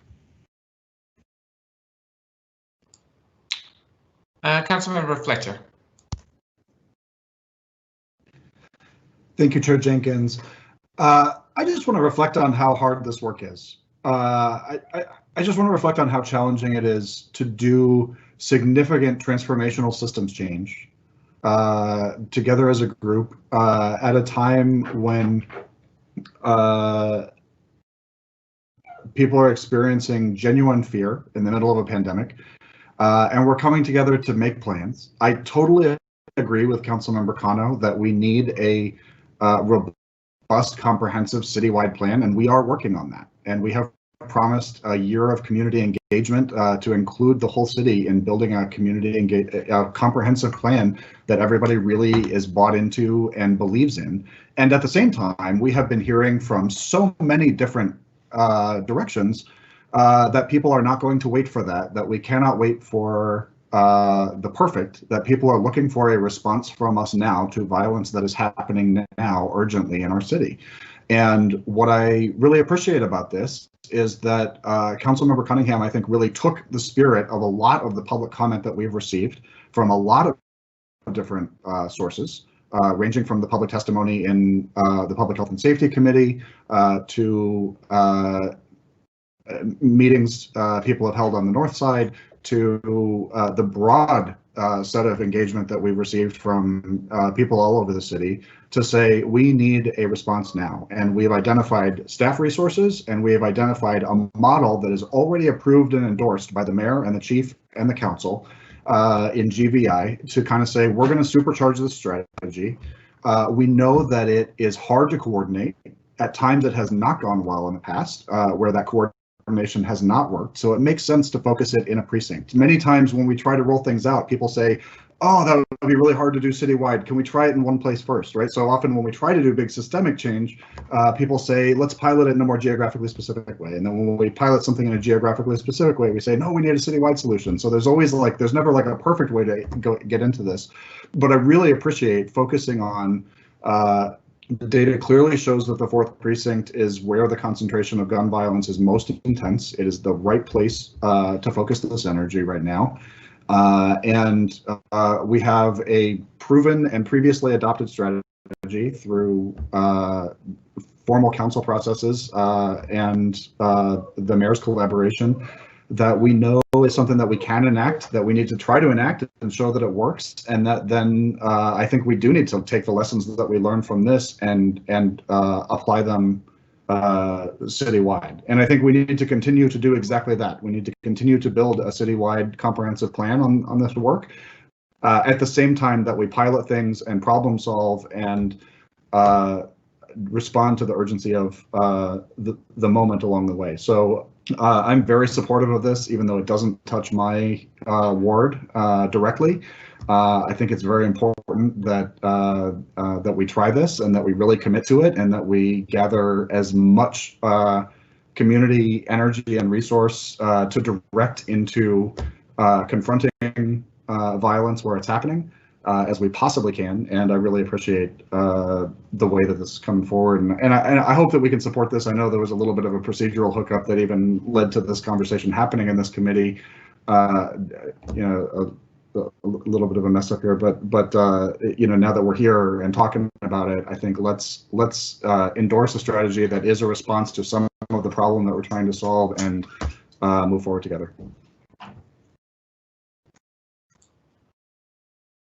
Thank you, Councilmember Fletcher. I think part of the challenge is I'm still not quite clear on what the strategy is, and I think that was the question Councilmember Goodman was asking as well.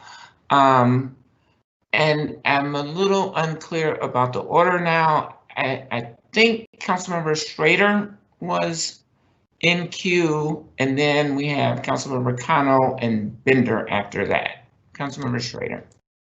Thank you, Chair Jenkins. I was able to sit in on the committee meeting and just appreciate kind of the work of that committee to bring that out. And I certainly want to make sure that every one of my colleagues understands what is happening. But I think I also just want to make another couple points. I think Chair Cunningham put it really well that this is evidence-based. Many of the crimes that are happening in Ward 11 are starting in other parts of the city and not just happening in Ward 11, but then moving next door to neighboring areas as well. So this is a strategy that is very data focused. And it's also something that, frankly, this is not, this is something that people have been calling for a long time.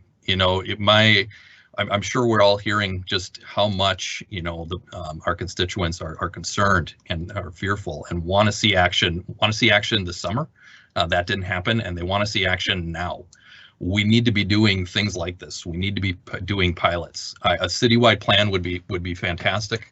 I have not heard of a plan from the chief or from the mayor about how they are planning to address the crime increases that we've seen this entire time.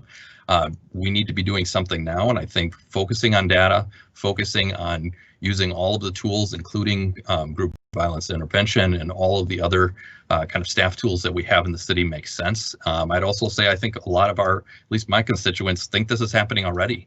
They think that we are focusing on the data and having a focused laser approach like this to reduce crime. Not just to answer 911 calls, but to be able to really get to the root causes of who is committing these acts, why they're committing them, and making sure that we have enough of an evidence and enough of a case to get them off the street.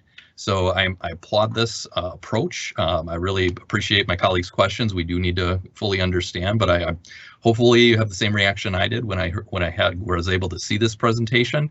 It makes a lot of sense, and I appreciate everybody's work. Thank you.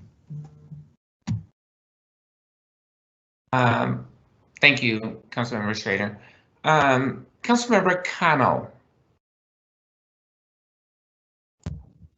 Thank you, Madam Chair. Let's see if I can turn my camera here. There we go. Yeah, I just wanted to further elaborate on a couple of points that I made earlier. So just to be really clear, and of course to be able to be on record for my constituents, I think it's really important that when items like this get brought forward, that the public codification of its language reflect the true spirit and intent of what we're trying to do. And so if indeed this work was going to, or is going to help and include South Side and South Minneapolis communities, then that should have been in the language today. If we were going to approach this from a lens of how does the violence in North Minneapolis relate to the violence in South Minneapolis, then those conversations should have happened before today. I know that you all have my cell phone number. I know that staff can reach out to us and try to set up meetings and have conversations ahead of time. None of that happened up until this vote or up until this conversation today. And by no means am I going to vote against this. That's not what I'm trying to debate here. My whole point is that a lot of times we defer or we are different in the type of approach that we bring to our process and to our work. And so I think we probably all agree that we want to reduce the gun violence in our city, but we're probably not agreeing on the process of how to do that and how to get there. And a lot of times I think our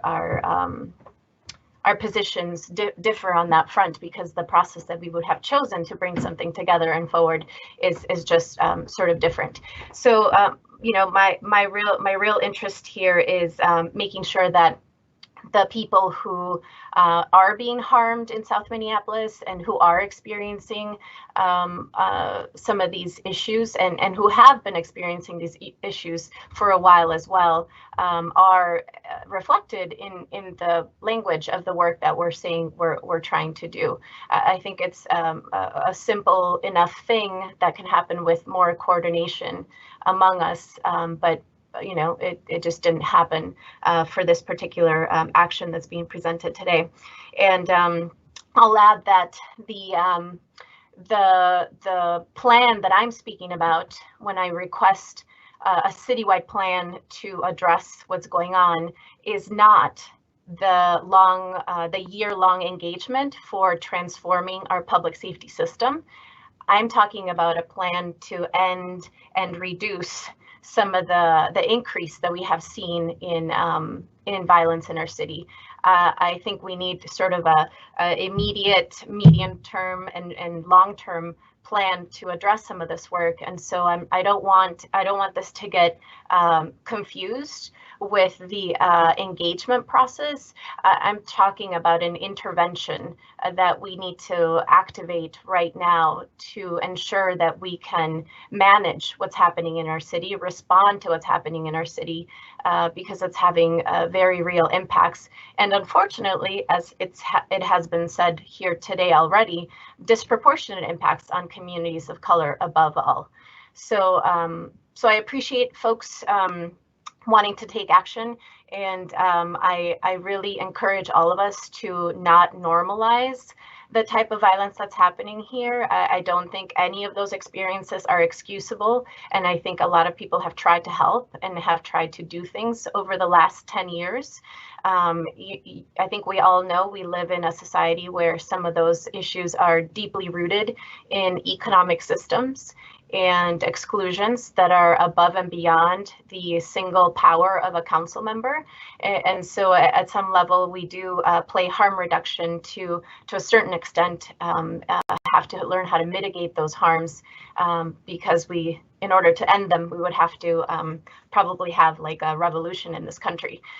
So again, would have been great to have seen some of the language reflect and include the South Minneapolis community and direct impacts and actions for them, for us, for my community, as well as once again requesting that we need a plan, like a immediate to short-term plan for intervening in the gun violence that we're seeing. I'm not talking about a year-long engagement for transforming public safety. That's not what I'm talking about at all.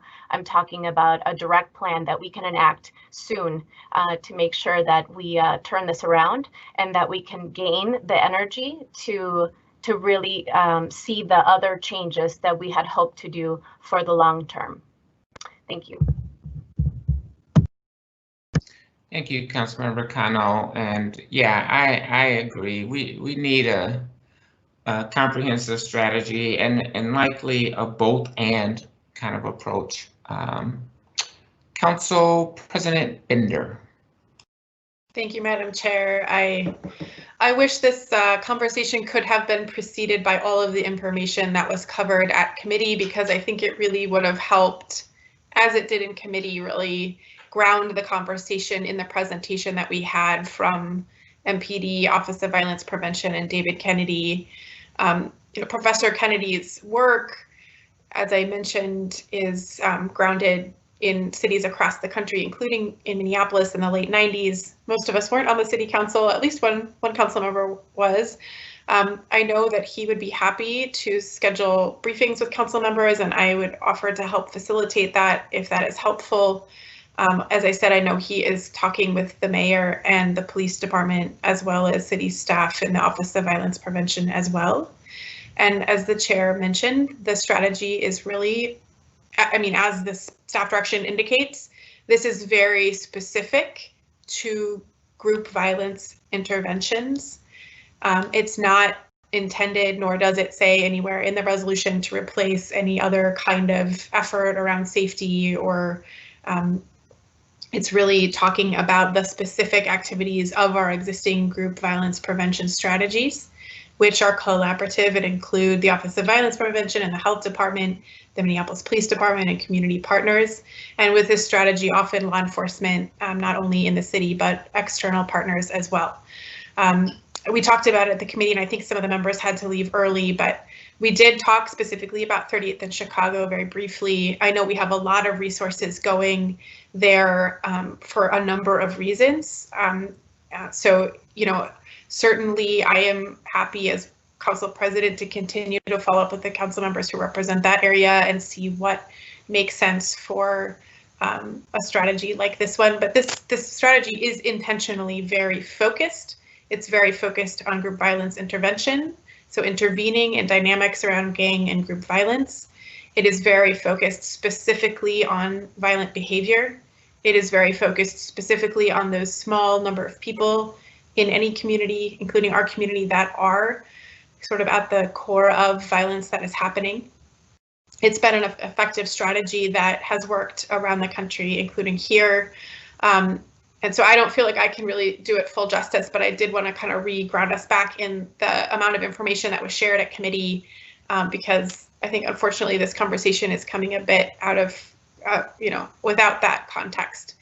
So if any council members want me to help, or I'm sure the chair or staff facilitate, small group conversations to learn more about this strategy, I would be happy to do that. If people don't, that is okay too. But as was mentioned, we all serve on different committees, and there's a lot going on that requires each of us to, really fully participate in each of those committees that we're on. So understand if folks can't take the time to dive in, but if anyone wants to, I am happy to help however I can and facilitate that. And I think, you know, a one-on-one conversation would, you know, would be helpful to any council member that has questions about this particular strategy. Thanks, Madam Chair. Thank you, Madam President. And, you know, I was informed that early on, as I was trying to attend committee meetings, that only the committee members could attend those meetings. So that has been a part of my challenge. I think we have Council Member Palmisano now in queue, if I'm not mistaken. Councilmember Palmisano. Yep, thank you, Madam Vice President. I am going to be the first person to take you up on that offer to have more discussions about this pilot.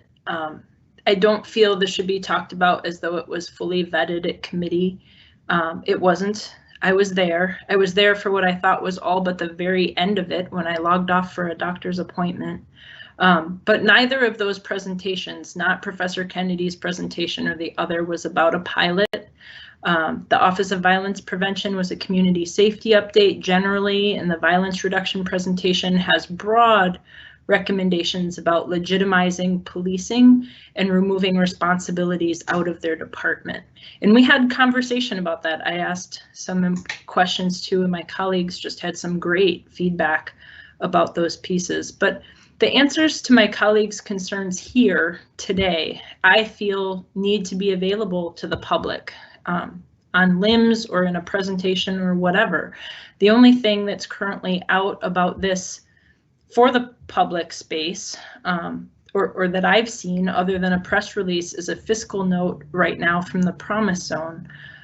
Shouldn't there be something here that explains what the advanced GVI program is or what building it out here is maybe going to look like?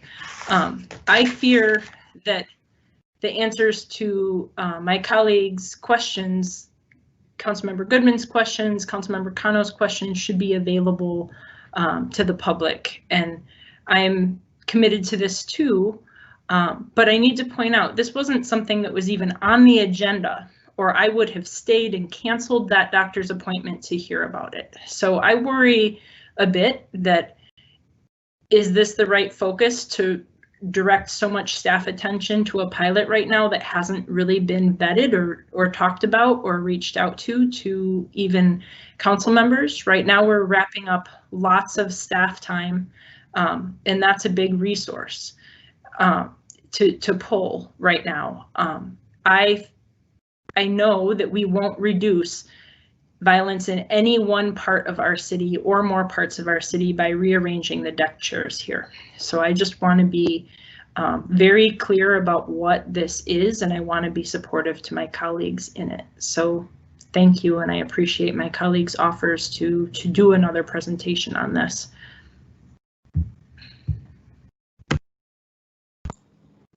Thank you, Councilmember Palmisano. I too would appreciate a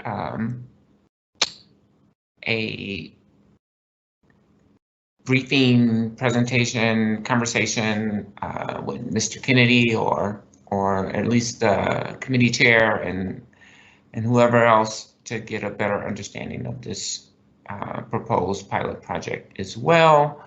And I don't see any other comments in the queue.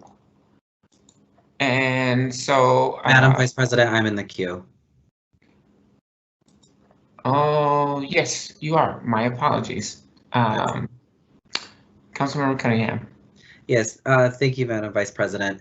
So this is not rearranging the decks or the chairs on the deck. And I would like to reiterate that the operational details of this strategy are still being developed. That information is not available to the public because of the fact that staff are still working on that. This was meant to be about the staff direction, and Professor Kennedy and the MPD OVP presentation, that shares as the logic of the theory of change that is what is driving the strategy. It is not he did not do a presentation on this particular strategy. He presented the science, the social science, and the data science behind this theory that is driving this particular enhancement of group violence intervention. What we're talking about is reconfiguring the various strategies in a way that has not been put together before. There will be more details, as I will reiterate that there will be a presentation to the Public Health and Safety Committee with all of those details fleshed out. That work takes time. I felt that it was important for us to get this work underway ASAP, and I wanted to be transparent about it, which is why I brought forward a staff direction so that we'd be able to begin this conversation. So this is not just rearranging what we currently have. It is not taking up a vast amount of staff time, and the details are still being worked out, as I said. So folks, the briefings that you would get from David Kennedy is to explain the science behind a strategy like this. He is a partner in developing this, but I just want to be clear that the operational details are still being fleshed out by staff. That will come back to the full committee, the Public Health and Safety Committee, in the near future. Thank you. Councilmember Gordon. I'd like to move approval of item 11. We have a motion. Is there a second? Second. So we have a motion and a proper second to move approval of the staff direction or item number 11 on our agenda. Is there any discussion? Seeing none, I will ask the clerk to call the roll. Councilmember Rake. Nay. Gordon. Aye. Fletcher. Aye. Cunningham. Aye. Osman.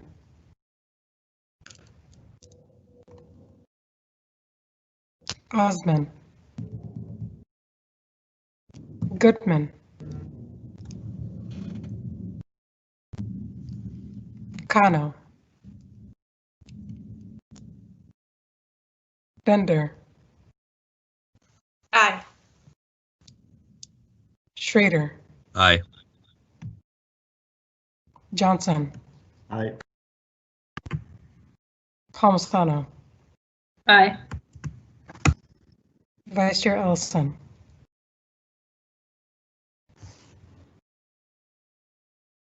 Vice Chair Ellison. Chair Jenkins.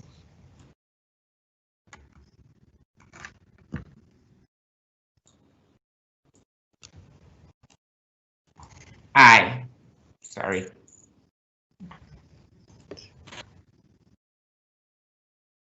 There are 8 ayes, 1 nay, and 2 absent.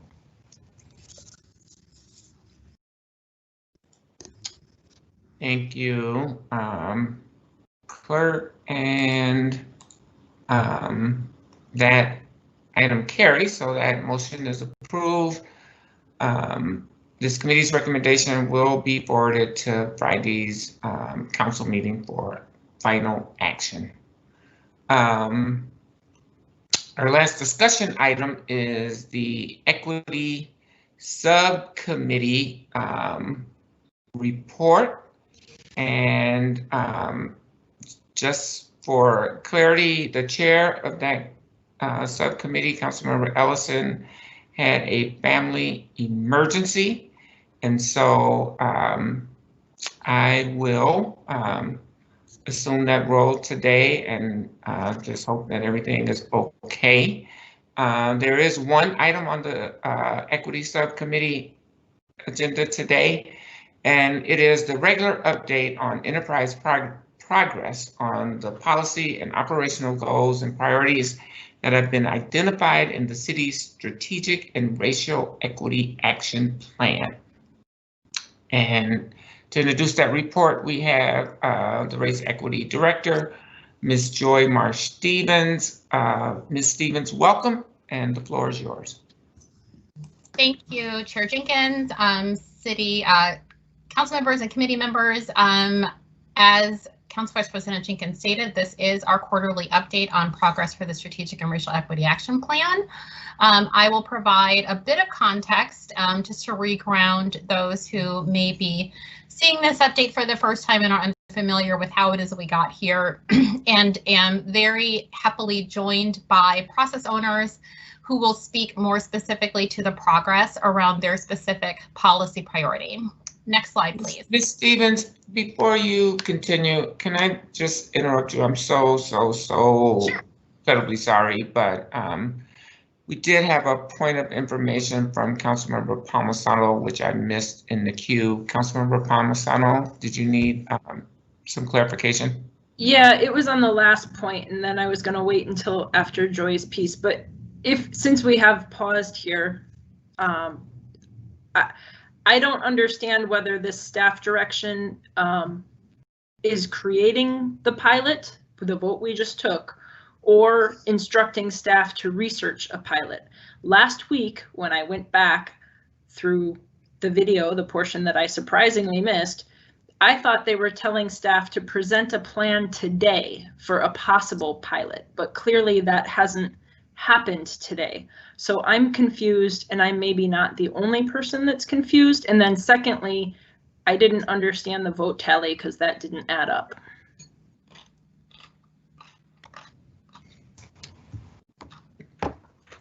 Madam Vice President, this is Casey. I might be able to add a little bit of clarity to the first point as the committee clerk reviews the tally on the vote.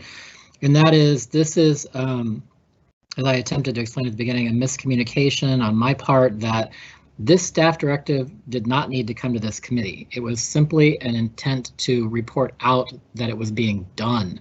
It goes to council because a staff direction is, as all council members should know, an act of the council. Therefore, it needs to be approved by the council. No action can happen until the council approves this action. Then staff will come back, as Councilmember Cunningham attempted to explain, to a future meeting of the Public Health and Safety Committee to report out the results of that staff directive, at which point the council will have to act again to determine if it wishes to proceed or not with the recommendations that have been put forward in that staff directive.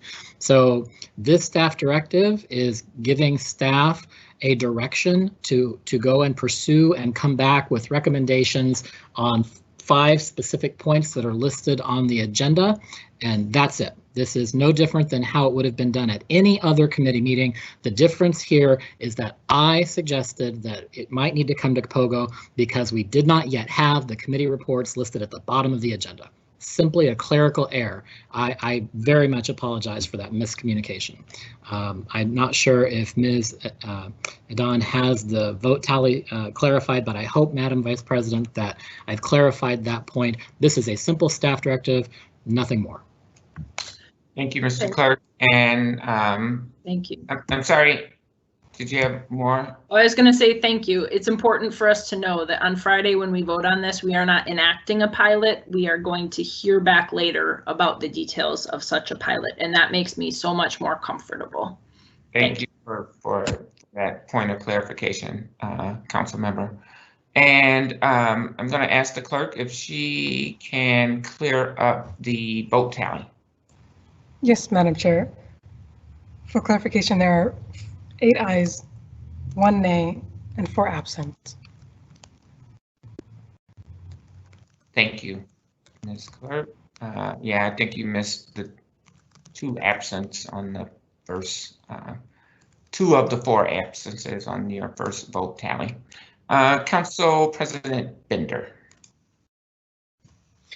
Thanks, Madam Chair. I was just typing, and maybe it's easier just to speak. I did note actually in the staff direction it did suggest POGO as the reporting committee for the report. Maybe I'll offer to follow up with you and the chair Cunningham to see what makes sense given the conversation we had today, where we were sort of absent the information that we had been given at committee, that context. I'll just offer to follow up with each of you to see what you think as chairs makes sense for that reporting, and maybe we do want to clarify or change that at council on Friday. Great, thank you. And we will go back to our regularly scheduled strategic race equity update. Ms. Stevens, and again, I apologize for the interruption. Thank you, Chair Jenkins. Again, just regrounding folks on the nature of the Strategic and Racial Equity Action Plan, which Council adopted back in July of 2019. That plan has 7 primary components that are designed to elevate the priorities that Council and the Mayor have set for us to make measurable progress in reducing racial disparities. The first 4 of those are operational, so they focus internal to our city enterprise. The first one being around workforce, which is managed by our Human Resources Department and focuses on increasing the hiring and retention of people of color and Indigenous people inside of the city's workforce. The second on spend is around increasing the percent count of spend with racially and ethnically diverse suppliers across all city departments. That priority area is led by our city coordinator's office, civil rights and procurement. Around data, we're looking at improving the use of racially disaggregated data in the decision-making process, and that is co-led by the city clerk as well as race and equity. And then lastly, around community engagement, which is how we are supporting our appointed boards and commissions and their capacity to think critically about race as they're providing advisory guidance back to the city. That priority area is also chaired by the city clerk and the Division of Race and Equity. Next slide, please. Lastly, looking externally, we are looking at 3 specific policy priority areas around public safety, housing, and economic development. With public safety chaired by the health department primarily and the police department, looking specifically at youth, Black, Indigenous, and people of color youth ages 10 to 24. And how we are helping to support the reduction of violence within those communities by supporting high quality youth development programs.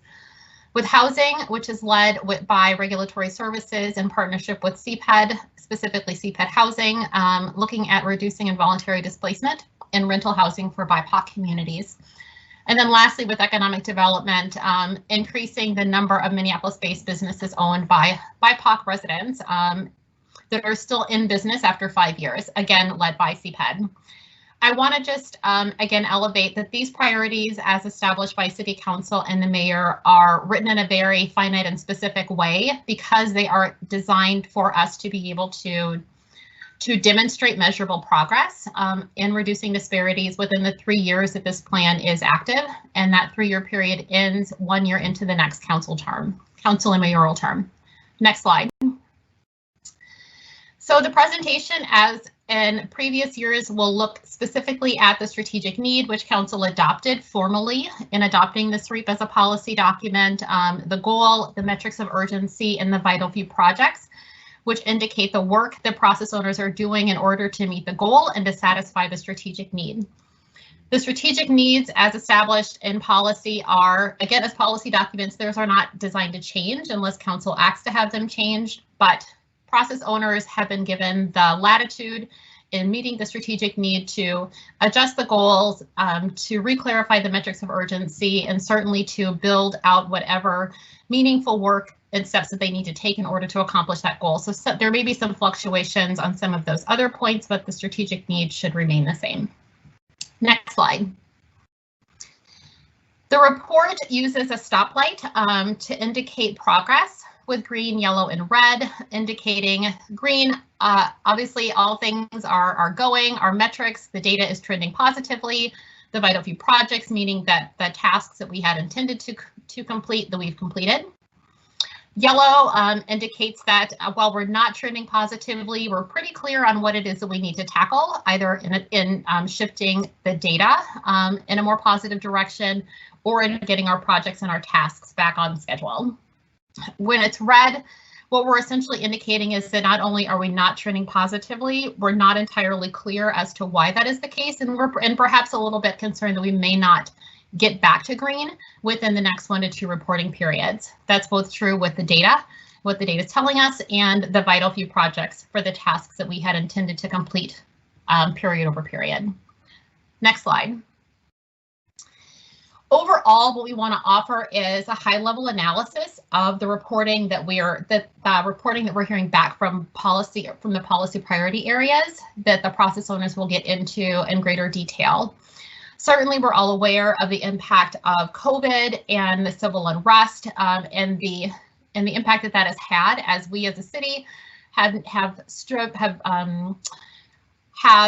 tackled those simultaneous crises that has impacted some of our work that has been delayed and some of our work that has been shifted. Nevertheless, our commitment to advancing racial equity, both long-term and short-term, has kept that in the forefront of our work. And so while we remain committed to these goals, some of the work has changed, and we'll see the impact of some of that in the actual report outs that are coming from the policy priority areas. But we will also see, although I indicated on a previous slide, that some of our metrics of urgency, that we can adjust those over time. We will need to do some more work with policy priority areas in order to be able to shift some of the metrics so that they more accurately align with some of our work that has shifted, so that we're able to continue to demonstrate progress. And one of the reasons why that's critically important is because the Strategic and Racial Equity Action Plan is a short-term strategic planning document. It's not designed to measure progress 10 years from now, but to measure progress within a 3-year period. And it's very important that that document reflect accurately both social and political changes that are happening and how our work needs to adjust in order to make sure that we are making progress. So in other words, we're working really hard, and we want to make sure that the metrics and the goals align with the hard work that we're doing. So it's our intention in Race and Equity to continue to support process owners in adjusting metrics as necessary so that the work that they're doing accurately reflects the progress that we're making. Next slide. So overall, this is where that dashboard comes into play. We're seeing yellows, greens, and a red as far as overall progress.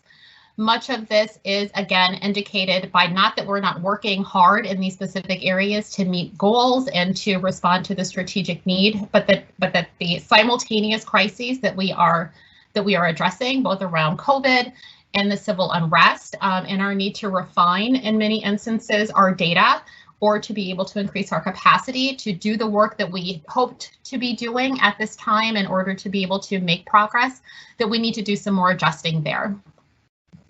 So I think if you go to the next slide. Okay, so at this point going forward, we're going to have our process owners speak to the specific updates. And so next step should be human resources.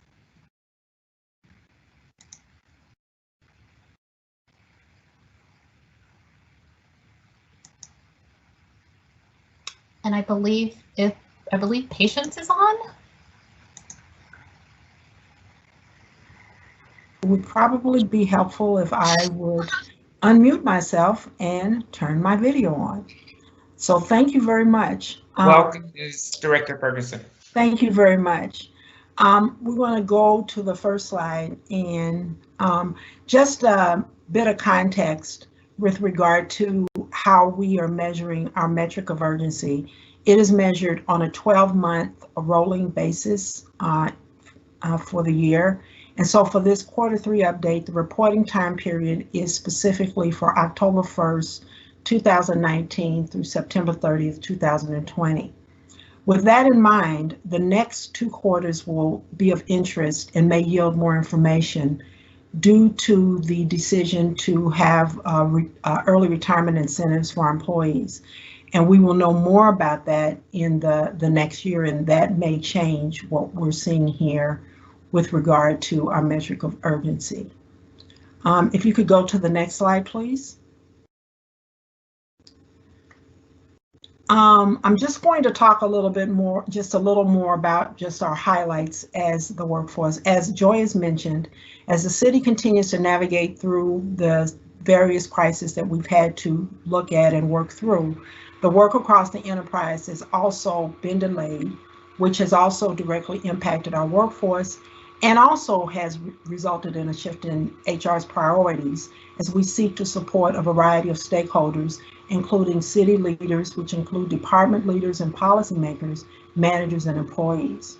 While the efforts that HR has worked on to support the work has continued, and it has impacted our capacity, the following efforts are underway. We are currently working to get back on track to our meetings with departments to give them specific information so that they can understand a little bit more about what is going on in their department and what we can do to support them.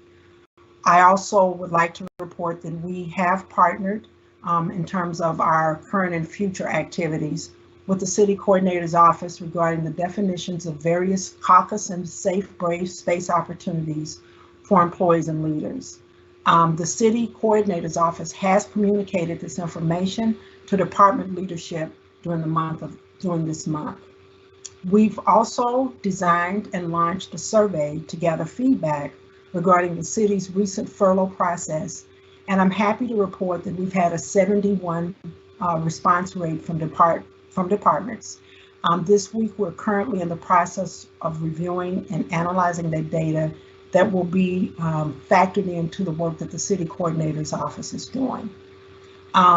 We also are in the process of reviewing and analyzing the impact of furloughs, retirements, and layoff processes on our BIPOC employees. That is beginning this month and will continue on until approximately January 2021, when we'll have additional data with regard to those areas. We are launching a pulse survey beginning next month, and we have added questions regarding COVID and racial equity that will be launched by my department and will be launched enterprise-wide. And lastly, we have also continued to facilitate monthly meetings with employee resource group leaderships and executive sponsors. Most recently, we met with the various leaders within the ERGs, to talk about potentially how the early retirement incentives may impact our BIPOC employees, and also listen to what their concerns were with regard to early retirement incentives and how that could possibly provide opportunities for future development. I am happy at this point to respond to any questions that you might have. Thank you so much, Director Ferguson. Are there any questions?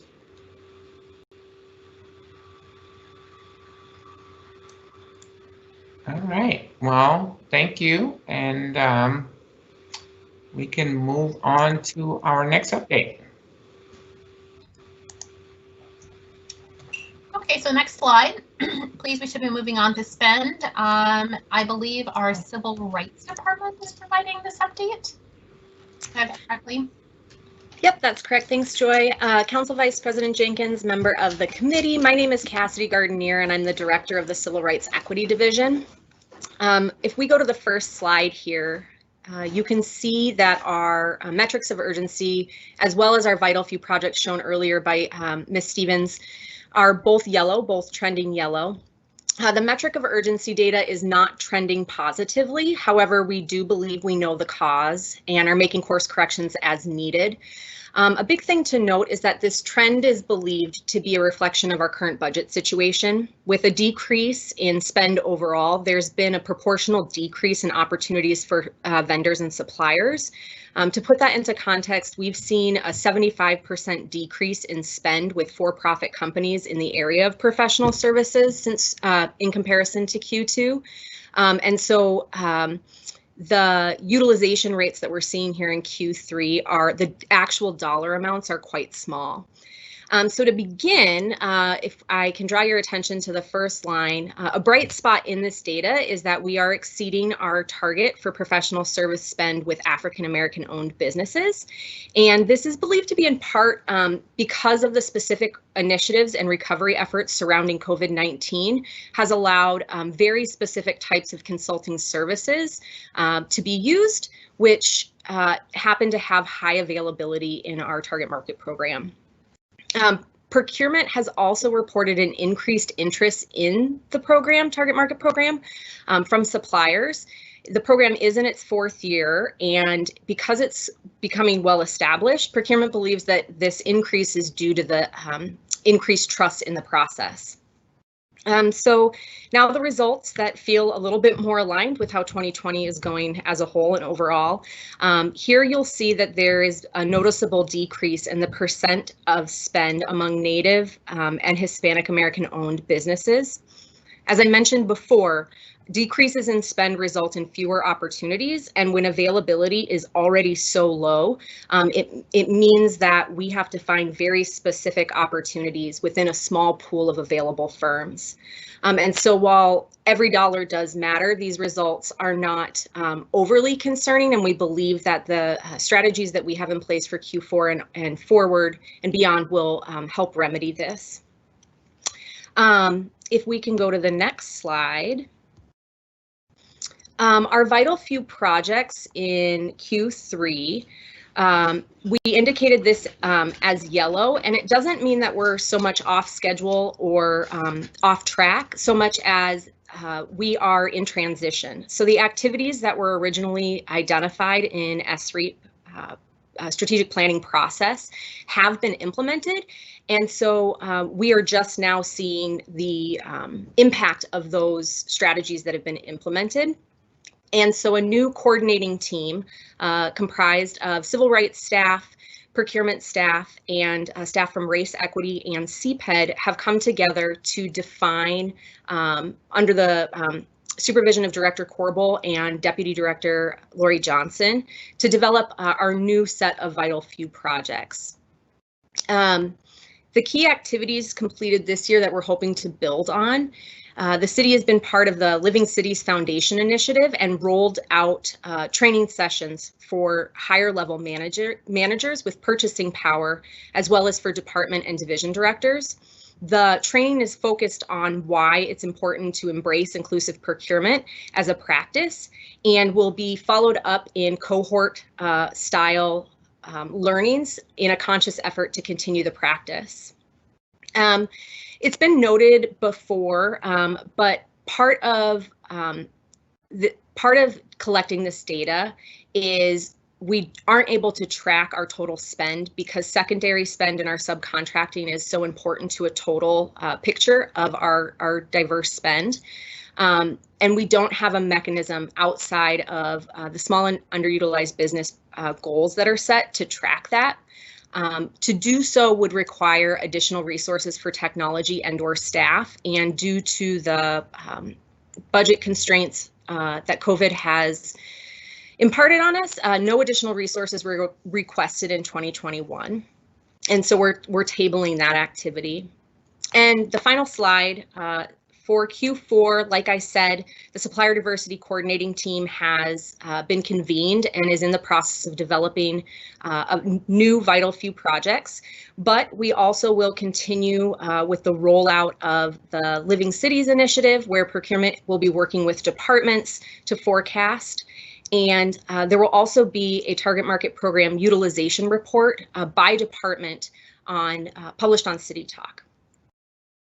And I am happy to stand for any questions.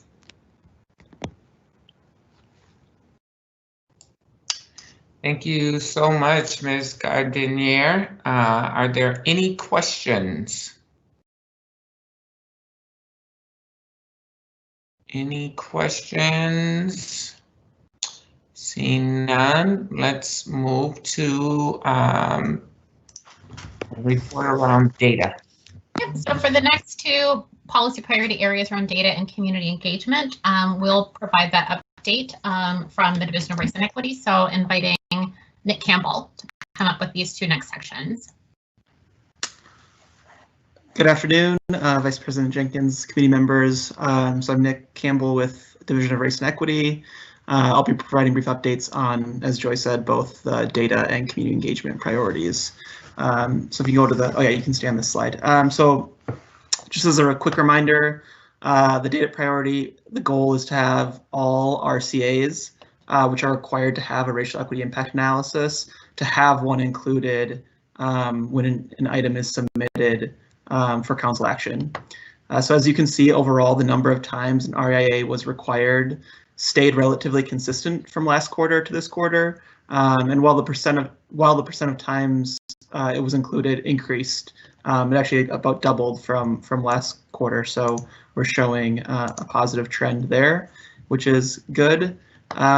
We think that one of the important factors that has increased the use of the racial equity impact analysis is the fact that the clerk's office finalized embedding the RIA into the LIMS system this quarter.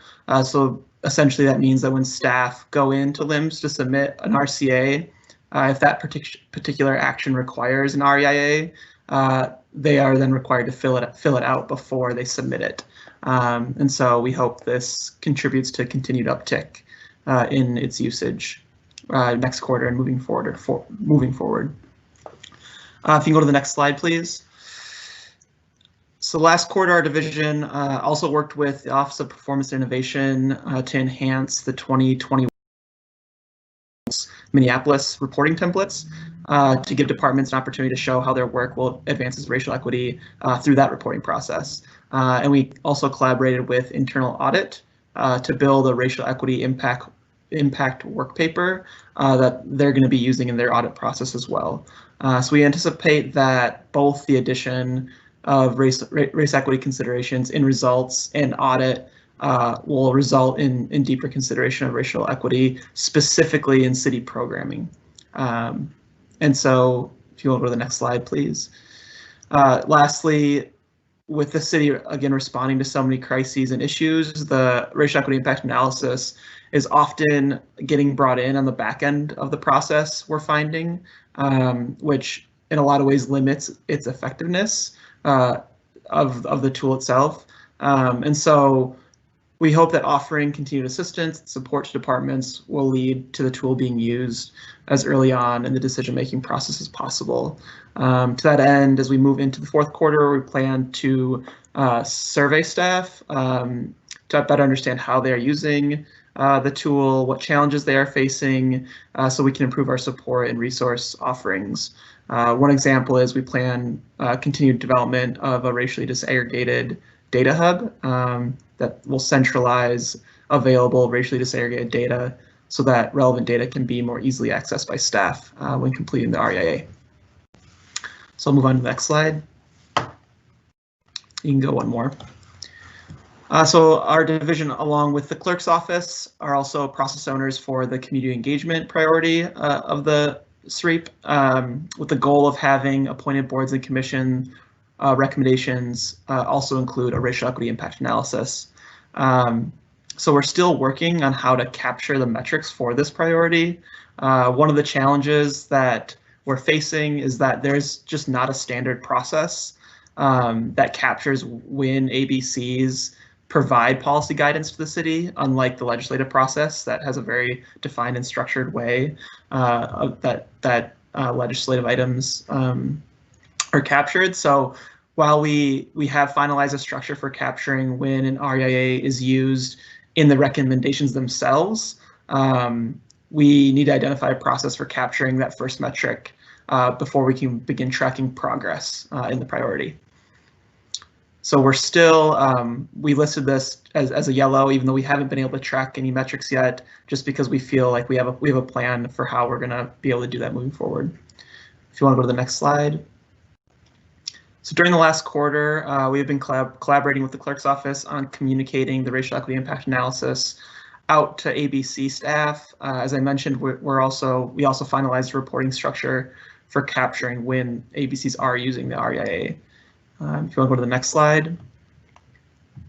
In addition to determining a process for tracking when ABCs provide policy guidance to the city, this quarter we plan to bring together staff who work with the Charter Commission, the Planning Commission, the Racial Equity Community Advisory Committee, and the Trans Equity Council to provide some guidance on the development of an ABC-specific REIA form and guide. So we kind of have a general guide right now, but we're going to be developing some more targeted and specific resources just for ABC staff and ABCs. So as has been our plan, we anticipate that having a specific form for ABC staff will increase use of the process by ABCs in policy deliberations. Lastly, due to COVID and also just like a current amount of vacancies on ABCs, there's been a general reduction in activity. And as we develop some of these specific resources, we anticipate that the use of the racial equity impact analysis on recommendations coming in for key city priorities will happen, such as community safety efforts and budget recommendations. If you want to go to the next slide. So I can either answer any questions now or wait till we get through the whole presentation. So if there's anything urgent, I can take them. Thank you, Ms. Campbell. Is there any urgent questions? Any urgent questions? No? Let's move to the next report. Public safety. Yep. Right, so Commissioner Musicant from the Health Department, I believe, is providing this update on public safety.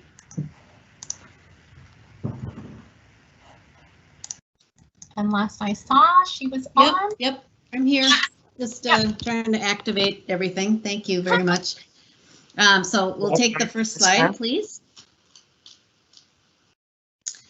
As you may recall, this public safety priority, we identified really an upstream goal. Our strategic need was to increase the number of Black, Indigenous, and people of color ages 10 to 24 years living in higher violence areas of Minneapolis who participate in high quality youth development programs.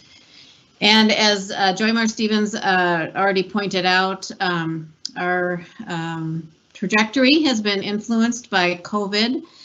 Certainly that has impacted our staff availability and resources. Our research team is doing contact tracing and so is not available to help us with some of the development of metrics. But also it has really set back the availability of these high quality programs for youth overall. After school programs, parks, and so on. And so we have temporarily moved in the wrong direction as a community, as well as our progress in our work on this priority. But hopefully that part that I just described is short term.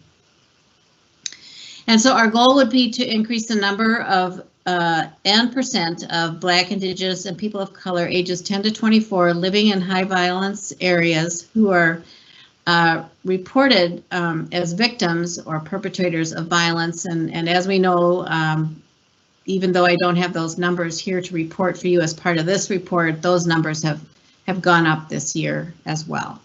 And so to me, that really reinforces the need for us to have this priority. I think because we are drawn to the crisis we are seeing, while we respond to the crisis, we also need to be thinking about those upstream strategies that will lower the crisis in the mid and long term. So some of the things that we had hoped to do were related to identifying better metrics or ways to measure our metrics of urgency. And so we would like to define high quality programming. We'd like to define what these neighborhoods are and are ready to do that in the fourth quarter. The larger POGO committee had an agenda that was not conducive to thinking about bringing forward definitions for consideration. So now that we have a different committee structure, we think that in the fourth quarter, we'll be able to bring forward some recommendations, and that's why we have a yellow there, because we think we'll make some progress on defining that. Also, the Youth Coordinating Board is working on their What's Up 612, which will be a way to catalog some of the programming for youth that we really don't have yet. And so again, that will help us in our measurement tactics. I think I'm ready for the next slide. So some of the key activities we have completed in Q3, we did compile information about existing youth development programs, starting with city-funded programs for 2018 expenditures, and we got a 62% response rate from departments. So you'll see over in the pink side, we are planning to move forward in Q4 to do a similar analysis for 2019 budget and hope that our compliance or response rate increases so that we have a better handle on the city investment in youth violence prevention programming as a place to start. As I mentioned, the gap that was created because of COVID-19, we also have worked with city partners, the Youth Coordinating Board, community education from the public schools, the Parks and Rec, YMCA, YWCA, Hennepin County Libraries, to create some positive pop-up parks that operated most days of the week for about 7 weeks this summer. So trying to fill that gap, at least in a stopgap sort of way. And as I mentioned, we are hoping to make good progress on the What's Up 612, which will give us a cataloging of youth programming beyond what the city itself is able to finance. And I think of note also, however, is the mayor prior to COVID-19 had established a Minneapolis Youth Investment Task Force to look at pulling together various funders, both private and public, to think about how do we begin to invest a little bit more as we've seen the overall investment in youth programming diminish for more than a decade. How do we bring some investment back into that sector? And those meetings were suspended with COVID, and so there's a need to either reactivate that group or at least reactivate that type of conversation if we expect to make some progress in this area. I think that's it for this slide. And then finally, as I mentioned, we hope that we are able to complete the 2019 city children's budget for youth development programs in the fourth quarter. We recommend restarting that advisory group that hopefully will bring some funding together to invest in youth programming. And we are now on our path to be a child-friendly city, and as part of that, one of the expectations is that we engage young people in decision-making. And so this particular area seems ripe for having more youth and young adults helping us think through our strategies and participate in our decision-making. So I'll stop there if there's any questions at this time.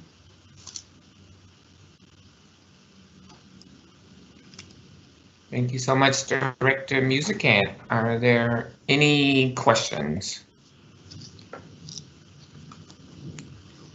And I know I really want to be complimentary to everybody for these reports, and it really makes sense how we have structured our work, because we see now with this pandemic and subsequent uprisings, like this is where most of our challenges are. And so to be able to direct our attention to these areas, it seems really critical at this point. But we're continuously losing council members, so I want to be able to get through the report. Is there another update? Yeah, so there are actually two more policy priority updates. There's housing and then there's economic development. Thank you.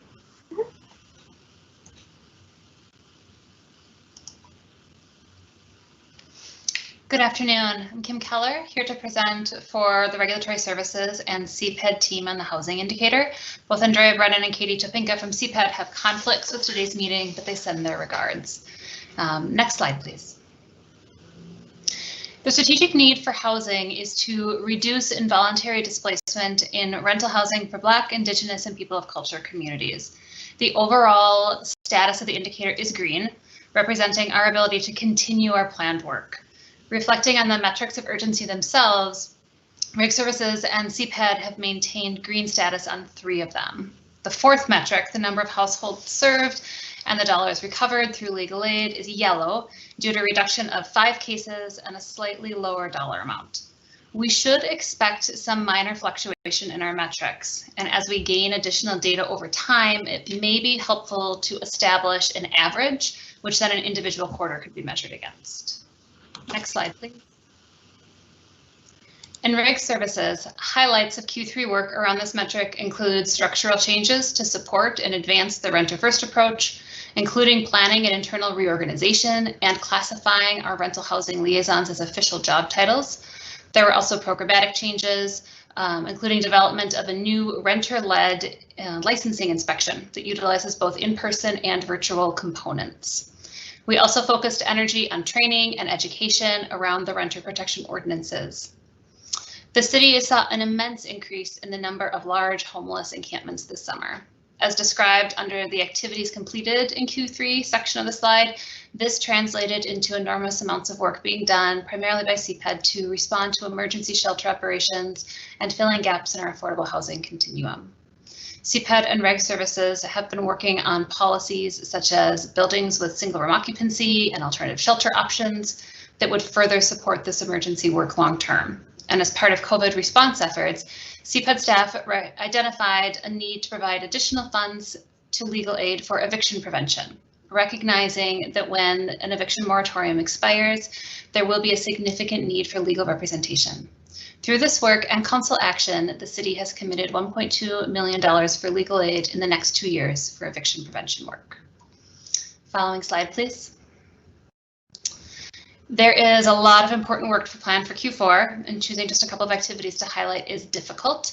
I do want to call out the specific work that CPED has planned to continue addressing housing barriers, including filling gaps in the housing continuum.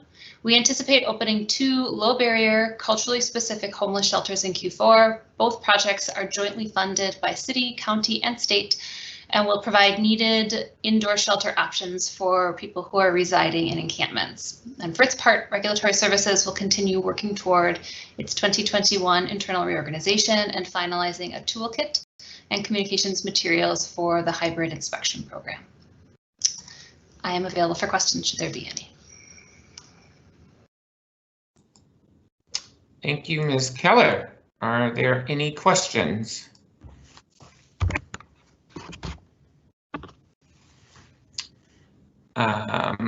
Again, these reports really show how, our strategic race equity planning really sort of matches up with the challenges that we are experiencing in our city right now.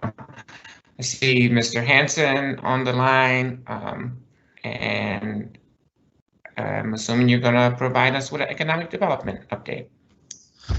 Yes, Madam Vice President, members of the committee, my name is Eric Hansen. I'm the city's Director of Economic Policy and Development. I'm here to present the Economic Policy Report. The first slide lists the metrics that we aspired to collect this year. As you can see, we are not on schedule to meet these metrics. With the passage of the Economic Development SREEP goals last year, we planned to build out data for each of these metrics earlier this year after the completion of the 2019 Economic Development Program Review that concluded with a report to the City Council in early January. The pandemic and subsequent unrest after the death of George Floyd shifted our priorities away from this work and towards other initiatives in support of the city's BIPOC entrepreneurs. With the changing economic environment due to the pandemic, we will return to the City Council in 2021 with a new set of reportable metrics that reflect the work that is underway to meet our strategic need to increase our connection with BIPOC entrepreneurs. Next slide. The activities listed on this slide show our team's work over the past quarter. This includes work in improving the technical assistance services for our small business entrepreneurs through our VTAP program, assessing impacts of civil unrest and helping with unlocking federal resources for the recovery, and the City Council, helping the City Council approve the Cultural Districts Ordinance and funding and approving the Commercial Property Development Fund. The paused activity you see on this slide are related to our priority shift that occurred in response to the pandemic. Next slide.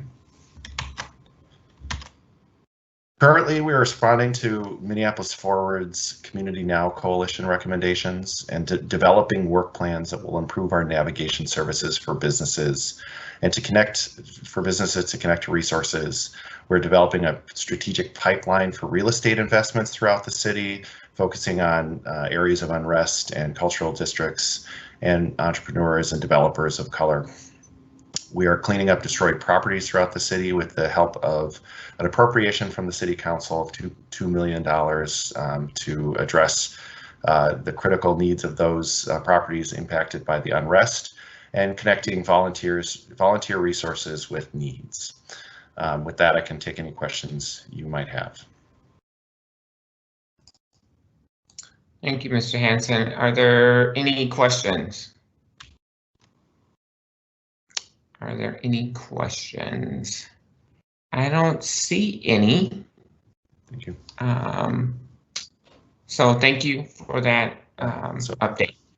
All right, and I'll turn it over to Joe.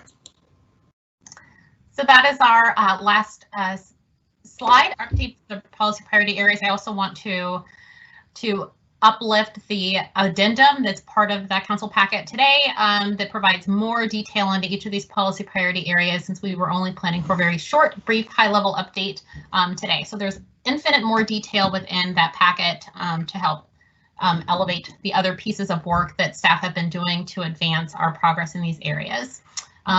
I definitely also want to commend staff who work really hard to pull this update together and specifically naming within race and equity Nick Campbell and Loveland DeJong, who've worked really hard, and the policy priority areas process owners who have remained committed to implementing this plan with fidelity and continue to be very strong partners with us in race and equity to pull this report together. So deep gratitude to all of the staff time that goes into this presentation, and certainly do reach out to us if you have additional questions after this meeting, both around content of the presentation and any additional feedback you can offer if necessary as we continue to grow and enhance the presentation so that it's meeting your expectations as council members and communicating progress on the goals that you've set. Thank you, Ms. Marsh Stevens, for this update, and your team and all of the process owners who presented today.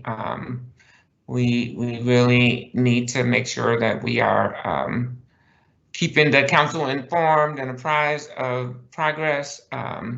And really, hoping to see we understand that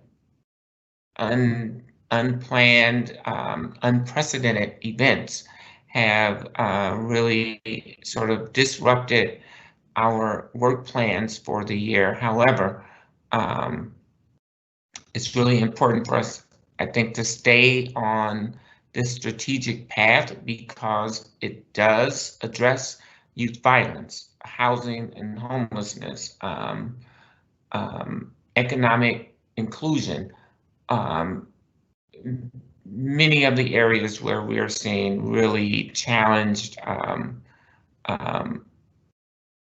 community members experiencing. So thank you for these reports, and with that, I will ask the clerk to receive and file these reports, and we will I make the motion to receive and file this report, and then Ask the clerk to call the roll.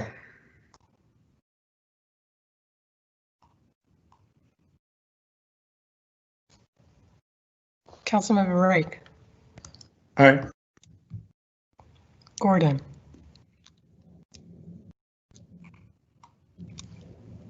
Fletcher,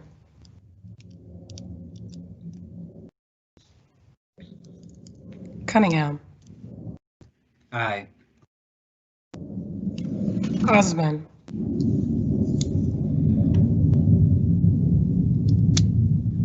Goodman,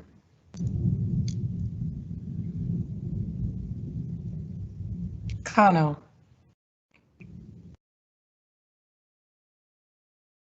Bender,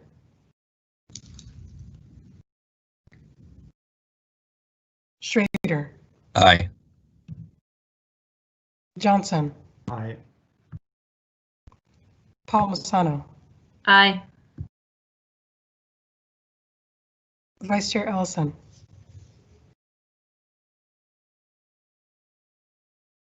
Chair Jenkins. Aye. There are 6 ayes.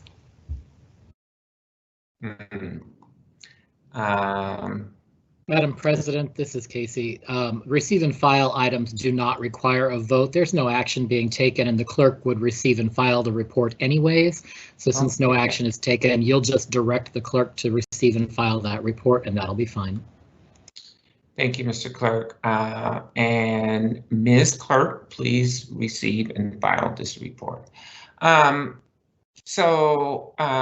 Now we have reports of our standing committees, our new standing committees. And so I will ask those chairs to provide a very brief update. I think there may be more from public health and safety. And this new process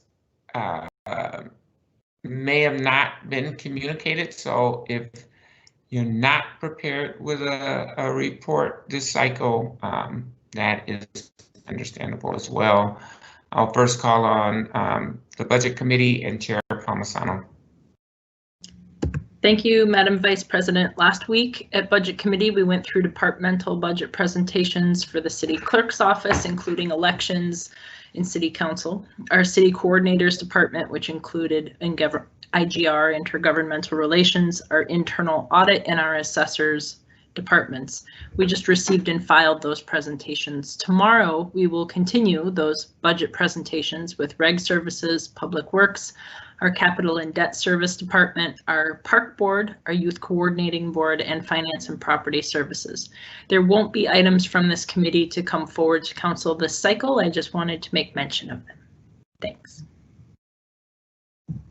Thank you, Chair Palmisano. Next, we'll get a report from the Biz Committee, and that will be given by the Vice Chair, Councilmember Schrader. Thank you, Madam Chair. The Biz Committee will be bringing forward 19 items for Friday. The first is approving an application from Brother Justice Whiskey for on-sale liquor, cocktail room, and off-sale distillery license. Number 2 and 3 and 4 are all the approval, the passage of a resolution for a property assessment for clean energy financing at 3 other addresses. This is kind of fantastic work that is helping meet the city's sustainability goals. The next is approval of an interim use permit at 143 19th Street East. That will allow an intentional community cluster to be built in that site. Number 6 is the granting of an appeal at 2911 Grand Street Northeast. Also, we adopted the staff findings for that. Number 7 is the liquor license approvals. Number 8 is the gambling license approvals. Number 9 is adopting the business license operating conditions for interstate parking at 126th Street and 6th Street. Number 10 is a contract amendment with Element for project management services at the Upper Harbor redevelopment site. Number 11 is the passage of a resolution granting approval for Hennepin County Housing and Redevelopment Authority to undertake 2 affordable housing projects. The addresses of those are 5637 Lindale Avenue South, and the second is 143 19th Street East. Number 12 is the passage of a resolution authorizing the application of the Minnesota Department of Employee and Economic Development containment site. So these are basically our fall 2020 brownfield grants. There's a number of them there. Number 13 is a passage of a resolution for grant applications around the Metropolitan Council Livable Communities Demonstration Account Program for numerous sites. Number 14 is the authorizing the restructuring of the Great Streets Gap Financing Loan Structure for a number of addresses on that. Number 15 is the granting of an alley vacation at a couple addresses at 514, 516, 520 West Lake Street, as well as 2949 Garfield Avenue South. Number 16 is the approval or revision of the program for our 4D affordable housing program. Number 17 is authorizing a memorandum of understanding with Hennepin County, the Minneapolis Public Housing Authority, as well as Minneapolis Public Schools related to the Stable Homes, Stable Schools program. Number 18 is the passage of a resolution around the Metropolitan Council Livable Communities Act housing goals. And number 19 is the adoption of the community preference policy, preference policy. And I'll stand for any questions. Thank you, Councilmember Schrader. Are there any questions? I don't see any questions. The next report is the Public Health and Safety Committee given by Chair Cunningham. Thank you, Madam Vice President. The Public Health and Safety Committee is bringing forward, I'm sorry, I'm trying to pull it up here. Bringing forward 5 items for approval this Friday. The first is accepting a grant from the U.S. Environmental Protection Agency for $200,000 for community education on lead-based paint hazards, environmental triggers for asthma, and appropriate disinfection products and processes for COVID-19. Item number 2 is accepting a grant for a police liaison and DWI defendant monitoring services for 1 year. Item number 3 is authorizing a contract for Emergency Operations Center incident management software. Item number 4 is accepting a grant from the Department of Public Safety for the continuation of the police department's Towards Zero Death Enforcement Regional Partnership Program. And item number 5 is the Group Violence Intervention Strategy staff direction. So I am happy to answer any questions on those items. Thank you, Chair. And I'm sorry about my dogs. Thank you, Chair Cunningham. Are there any questions? Right. Let's move right along to our next committee report, the Transportation and Public Works Committee, given by Chair Wright. Thank you, Madam Vice President. The committee will be forwarding 8 items for full council consideration. The first 2 items were public hearings regarding non-governmental assessments for both street light operations and street maintenance.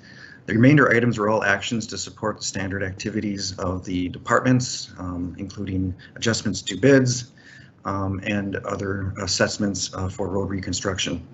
I will stand for any specific questions on any item, Madam Vice President. Thank you so much, Chair Wright. Are there any questions?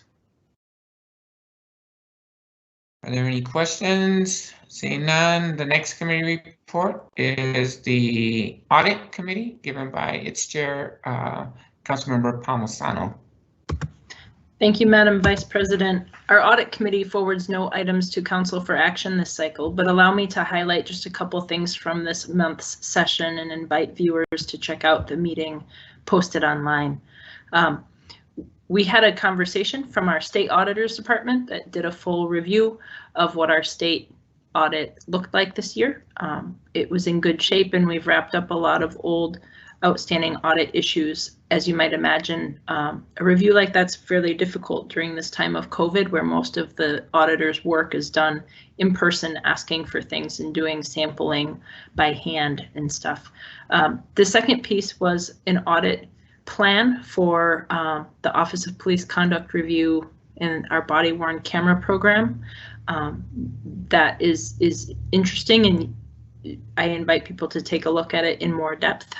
There was some really good news, and it was about our sexual assault audit kits and our plan for them going forward. I have to say that between these three great women, Christina Warren from the Hennepin County Attorney's Office, Darcy Horn from our police department, and Imani Jafar from OPCR, they have a great plan at how we address things in a very victim-centered way. And we've also had great news from our state in how we, in the future, house these audit kits in a better way for victims and for seeking justice alike. So that was a really important piece of the presentation.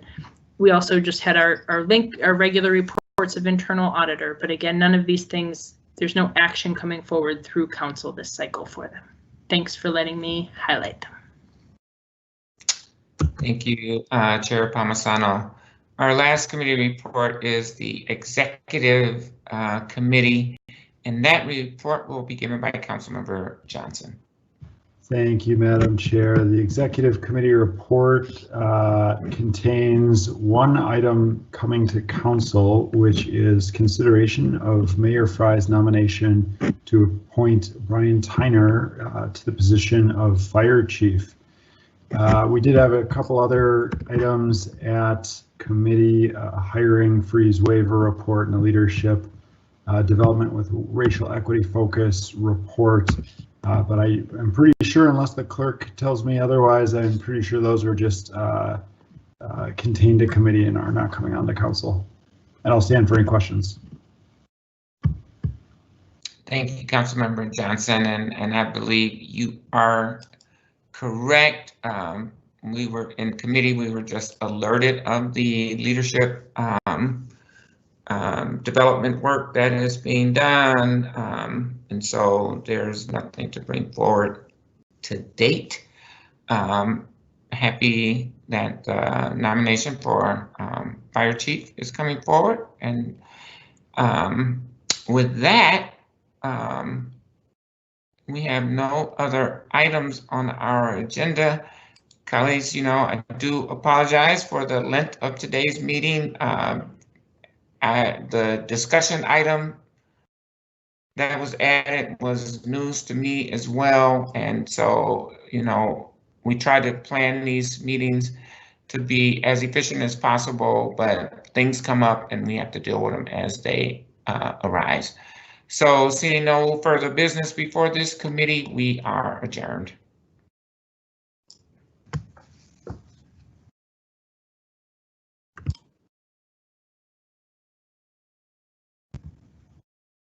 Thank you.